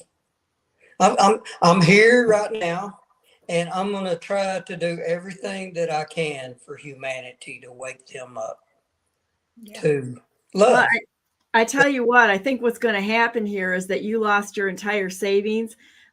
This is going to be a hold my beer moment, because when God gets done with like tearing this whole system down, it's going to be epic. We are poised for a crash. It's going to come from the hand of God himself. This thing, if we do not see a total flatline of the economy, it's poised. All the indicators are there. The banks are all failing. We've got problems all over the place in the financial sector. It's going to be God himself that's going to bring it down. And you want to know something? It's not going to hurt people like us. It's going to hurt the parasite class that doesn't produce anything, like those that are in the big corporations. They don't produce anything. They're paper pushers. Or the politicians. What are they going to do? Schmooze somebody like you guys and me? We're going to say, get out of our face, Satan. You were the ones that sat here and created this whole thing. You think I'm going to give you one scrap of bread? Not a chance. Figure it out. And it better be in a way that's serving other people. You know, maybe you'll rehabilitate yourself on the way out and have a chance of getting through with even maybe part of your life. But I don't think that's going to happen. I think we're going to see a complete cleaning of the ranks. And if you haven't been tested in this manner, you probably will be. And that goes to everyone. I believe that. We've made money and riches and our fortunes our gods. You know, that's our gods. And for most people, they're only tools. I have been incredibly poor in my life, and I've also been incredibly successful. And I'm going to tell you what, when you have a lot of success in your life and you can put things in perspective on seeing it, it really never changes anything. It's a tool, and that's all it is. And sometimes it's a very heavy burden to bear, because what you see is that monster come out in other people. And it's like, it's constantly the handout. They act like little baby birds with their mouths open, instead of somebody who's willing to pull their weight and help other people. Right. And that's what we're about. We're supposed to be helping those around us and use the gifts that he gives us to help others. If you use all your gifts and you give it all away to help others, if you give your stuff away and you commit this to God, he's just going to keep giving you more stuff to give away. You know, because it was never about us amassing that for ourselves in the first place. That's absolutely right. I can't say that enough to people. Like, you know, we should be conduit If you even have a hint of desire to hold it for yourself, it's kind of like the talents, you know. He blessed them more when they were faithful with the little, okay? And the one that held on to it for himself, it's like, depart from me, you evil servant, you know. So Selfishness, it's selfish. Yeah, we got to, I mean, that's the whole purpose, is to give it away. To me, I've told my kids, don't expect it. I'm not trying to be mean to you, but one thing I've learned through this life is if you don't work for it, you don't appreciate it as much. And the second thing is that, hey, you know, I'm going to be giving away. And if some of it goes to, great, I'm not out to keep it from my children. I want them to be blessed too. But at the end of the day, I hope I don't have a penny to my name when I'm finished. I have said that to my kids. I'm like, I have absolutely said that too. I think the main thing though is that here's another thing that you see with people is that you see people that look at people who have a degree of success, and they're always trying. And my husband says it perfectly. If you have any success in your life, 97% of the people want to be near you to enjoy your stuff, try to destroy what you have or take it or use it to do favors for their friends. It's true. And so when you see that, it's not that it's and then they want to judge how you decide you're going to use it and or to use it to help others and such. That's an incredible damning process. And it's a really interesting process to see that failing in human beings, to look at those around you and say, you know, I want that. That's coveting.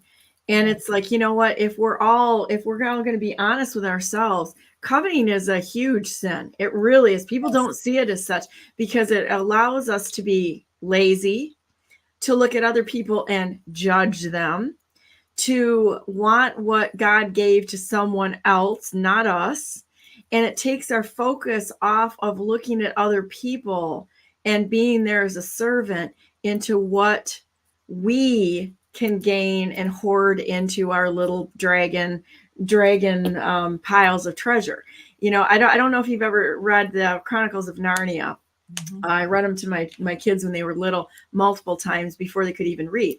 And there's a part of it where Eustace the dragon turned into a dragon. Eustace, one of the characters, and he was laying on his treasure. And I love the writings and such. I really love these books a lot because they're allegorical and they're in a way that children can understand, but adults can too. We'll go back to that.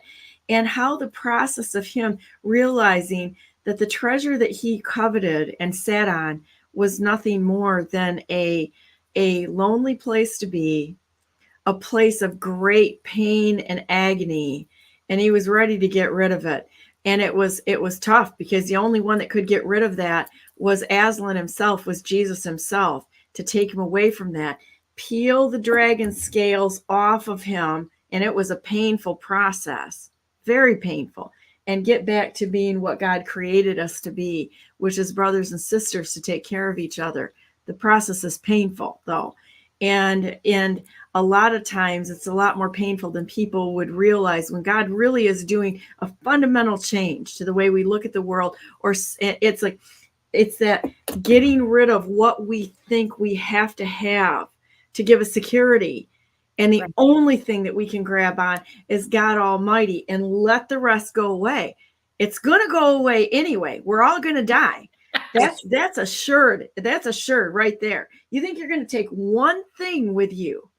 You're going to come in here buck naked and you're going to leave here buck naked with nothing. And whatever you have and whatever you've built too, the right mindset is, I wonder how the people who come after me, which I may never meet, how it's going to benefit them. Right. That's right. You know, all of these things in introspection that we really need to think about and lay at the feet of Jesus Christ. You guys, any of you want to give it like an altar call to Jesus? Because I love this kind of stuff. And tell people, you know what? You are flawed.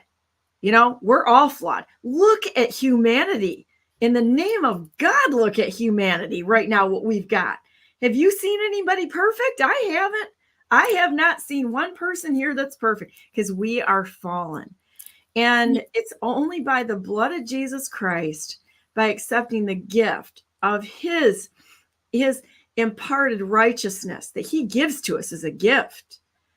And once we accept that, he sees us with the eyes of God. He made a path for us through his righteousness to actually go and approach the throne of grace, throne of God himself, to become children of God, not children of Satan, who's been, wreaking havoc here, following his rules. He gives us the ability and the righteousness to be sons and daughters of God himself. Well, you know what excites me about it, and even within the altar call, what I would want to say to your viewers that might be curious or sitting on the fence or in turmoil right now because they feel that calling, but they're scared to respond to it, is that's what the enemy does, is he sets all these obstacles in the way to make it look like, oh, you'd have to give up way too much. What will people think of you? That's your identity, your reputation. You'll be annihilated in public. You'll lose your business. Everyone will think you're crazy. He sets all this stuff in front to try to deflect you from reaching the Father, because he knows that he's lost you forever if he ever gets you to look past that and just say, man, like a football game, I'm running for the goal and I don't care what you throw in front of me. That this is it. What I got to lose? I can just try it. Go all in. Because that's how it was for me. Like, I was scared of giving up my lifestyle. I was the partier, okay? I was the life of the party. Jalise showed up and it's like, time to get the party on, and it was my whole identity. And what I realized is the light now that I carry in me brings a party everywhere I go. I don't need the alcohol. I don't need the drugs. I don't need the reputation. And now I don't have any of the ill effects that came with, because, the enemy always tries to make it look like it's equivalent to the light, but it can never be the light. And, so I would just encourage your viewers, it's not about a fancy prayer. All the people that have said, well, I prayed the prayer and I didn't feel anything different. Because what's God the prayer? Let me ask anybody, if you're actually talking to a person, what's the prayer? Just talk to them. Say, God, okay, I'm a mess. Exactly. I'm a mess. I need your help. I want to be saved. I accept your gift of salvation. And go get yourself a cup of coffee. But it's so much more than the words. That's where the failure's at, Donna. It's not a big hurdle. He knows our heart. You cannot hide that from him. He knows. And so therefore, if you're just praying the words and you're still thinking, okay, well, I'm going to hold on to this, or, well, we'll just see. I'll throw it out there. And it's not going to work. You cannot hide your heart from him. He knows it better than you know it. So until you're all in and you're like, that's why, oftentimes you've got your jailhouse salvations or your Alcoholics Anonymous, where they say you got to hit rock bottom. It's that point where you finally get to the end of yourself and you say, I have nothing left. I have nothing else to lose. So all I can do is give myself over to you. And you don't have to hit rock bottom to hit that. It's just, that's the easiest place, it's truly a pureness of heart that you want what's different. You're not praying against your consequences, that you're sick of the consequences of your living. That's not good enough. He's like, oh no, that's not good enough. You truly have to have a desire to be a better person and finally get to the end of yourself that you can't fix it. That's where we fail, because see, that's still being your own God. You can't fix it. So there's no more, well, I'm going to try this different next time, or, well, maybe I need to adjust it. There's no more adjust this or that. There's no more try this or that. It is laying it down at his feet and going, you're the only one that can clean up this hot mess I call Jalise. You're the only one that can do it. So I'm laying it at your feet, and I trust you to do with my life what you see fit. Not my will, Father, but yours. And until you get to that point, there is no salvation. I agree with that. So I'm going to make a point to something you said, to your point about being called crazy. You know what? If people call you crazy, you got all kinds of leeway for behavior. You know? I agree. I tell people, that is like my passive aggressive thing when I'm driving. I'll give y'all a secret. When I'm driving and someone won't move from beside my car and I'm scared I'm going to forget them and hit them because they're in your blind spot, I act like I'm crazy and drift over in their lane. And then they're like flipping you off and honking. And I'm like, oh, sorry. Oh, And that way they leave you alone. Oh, that's so funny. Yeah. Or like, you know, how about we break some of these rules that have us in bondage over stupid stuff? You know, what brings you joy this day? You know, in true transparency, what happens if you're actually honest with the people around you about who you really are, and you take the mask off that so many people have on because they want to make sure everybody thinks that they're acceptable? You're not being true to yourself. You're not being true to what God made you, and you put yourself in your own prison right there. And it's like they're going to have to get over themselves. If you are, they don't get to determine who you are or what's important to you. Maybe you want to do something different that the whole family disapproves for you about. Right. You know, hey, can I tell y'all something that everybody disapproves of? What's that? You remember when Philip said to Jesus, he said, Lord, show us the Father and it will suffice us. Y'all remember that? Yeah. Just show us the Father. And Jesus said, dude, how long have you been walking with me? And you asked me to show you the Father? The Father and I are one.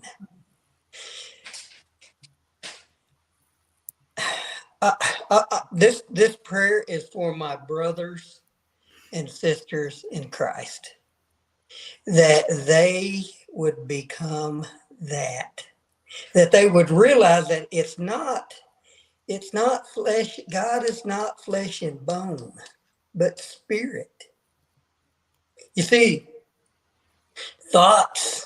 original thoughts only come from one place. If you hear something, you could hear two different things, but one of them's going to be a perversion. But there's only one place that original thought comes from, and that's Father. And if you can hone into that and you can receive that, and I got the way to get it. There's a way to get it. And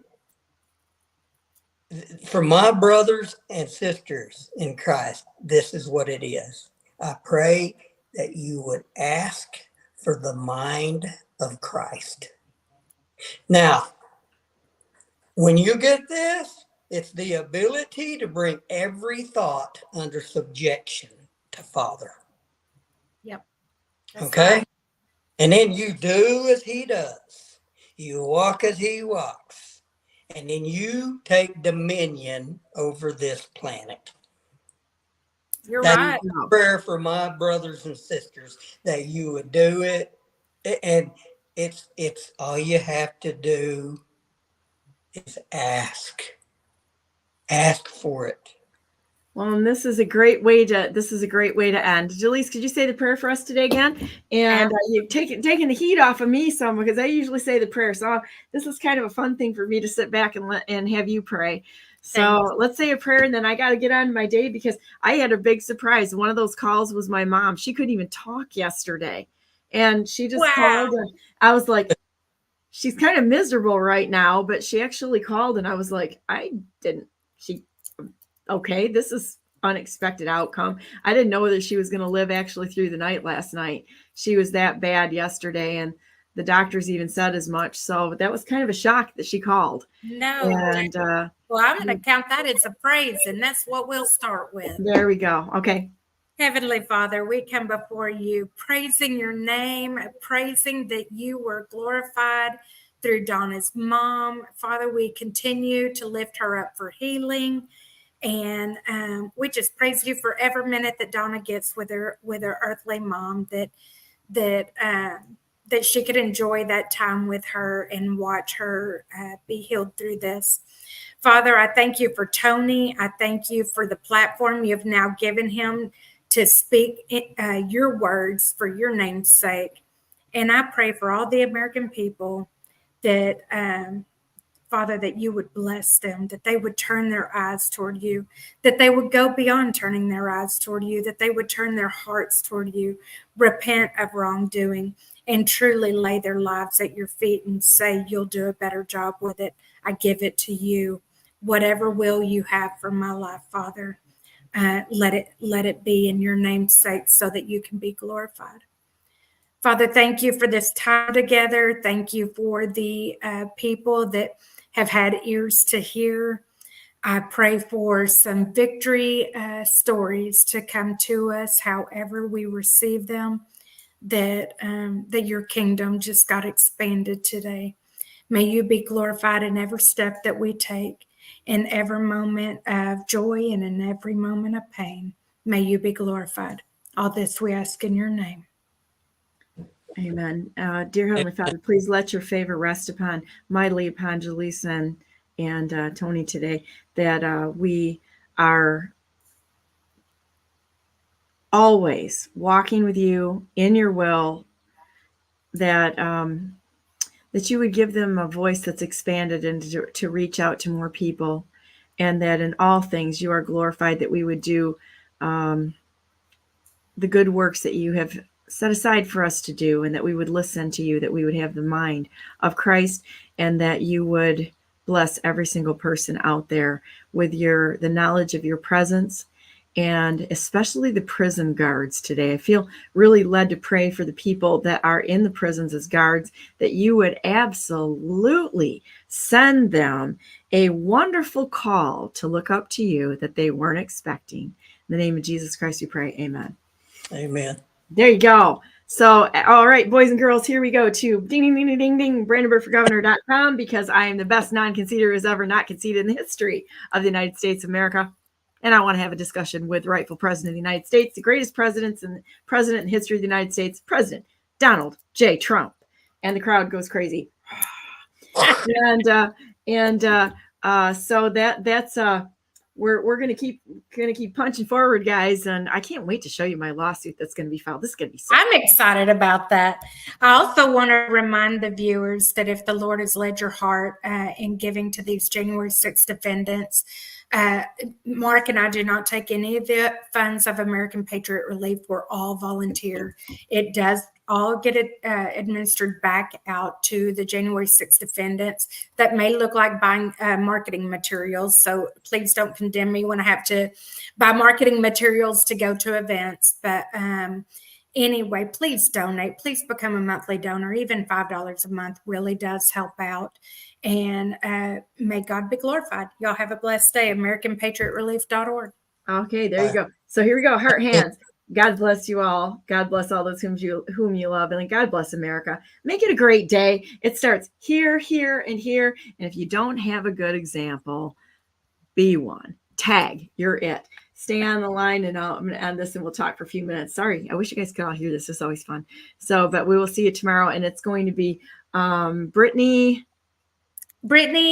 Perkins, and God, went blank again. Brittany Perkins, and we've also got She's awesome. Melissa Alberts. That's it. Okay, that's a new one. So they'll be on tomorrow, as well as tomorrow I have on. I got to think here, Liberty Essentials and Mike Bambus with another court case that's coming out. That he's also a pro se litigant. And so this is going to be really fun. I think this is great. You know, if you're going to get in the fight, get in it and leave a mark. Okay. That's what we're doing here. So we'll see you tomorrow.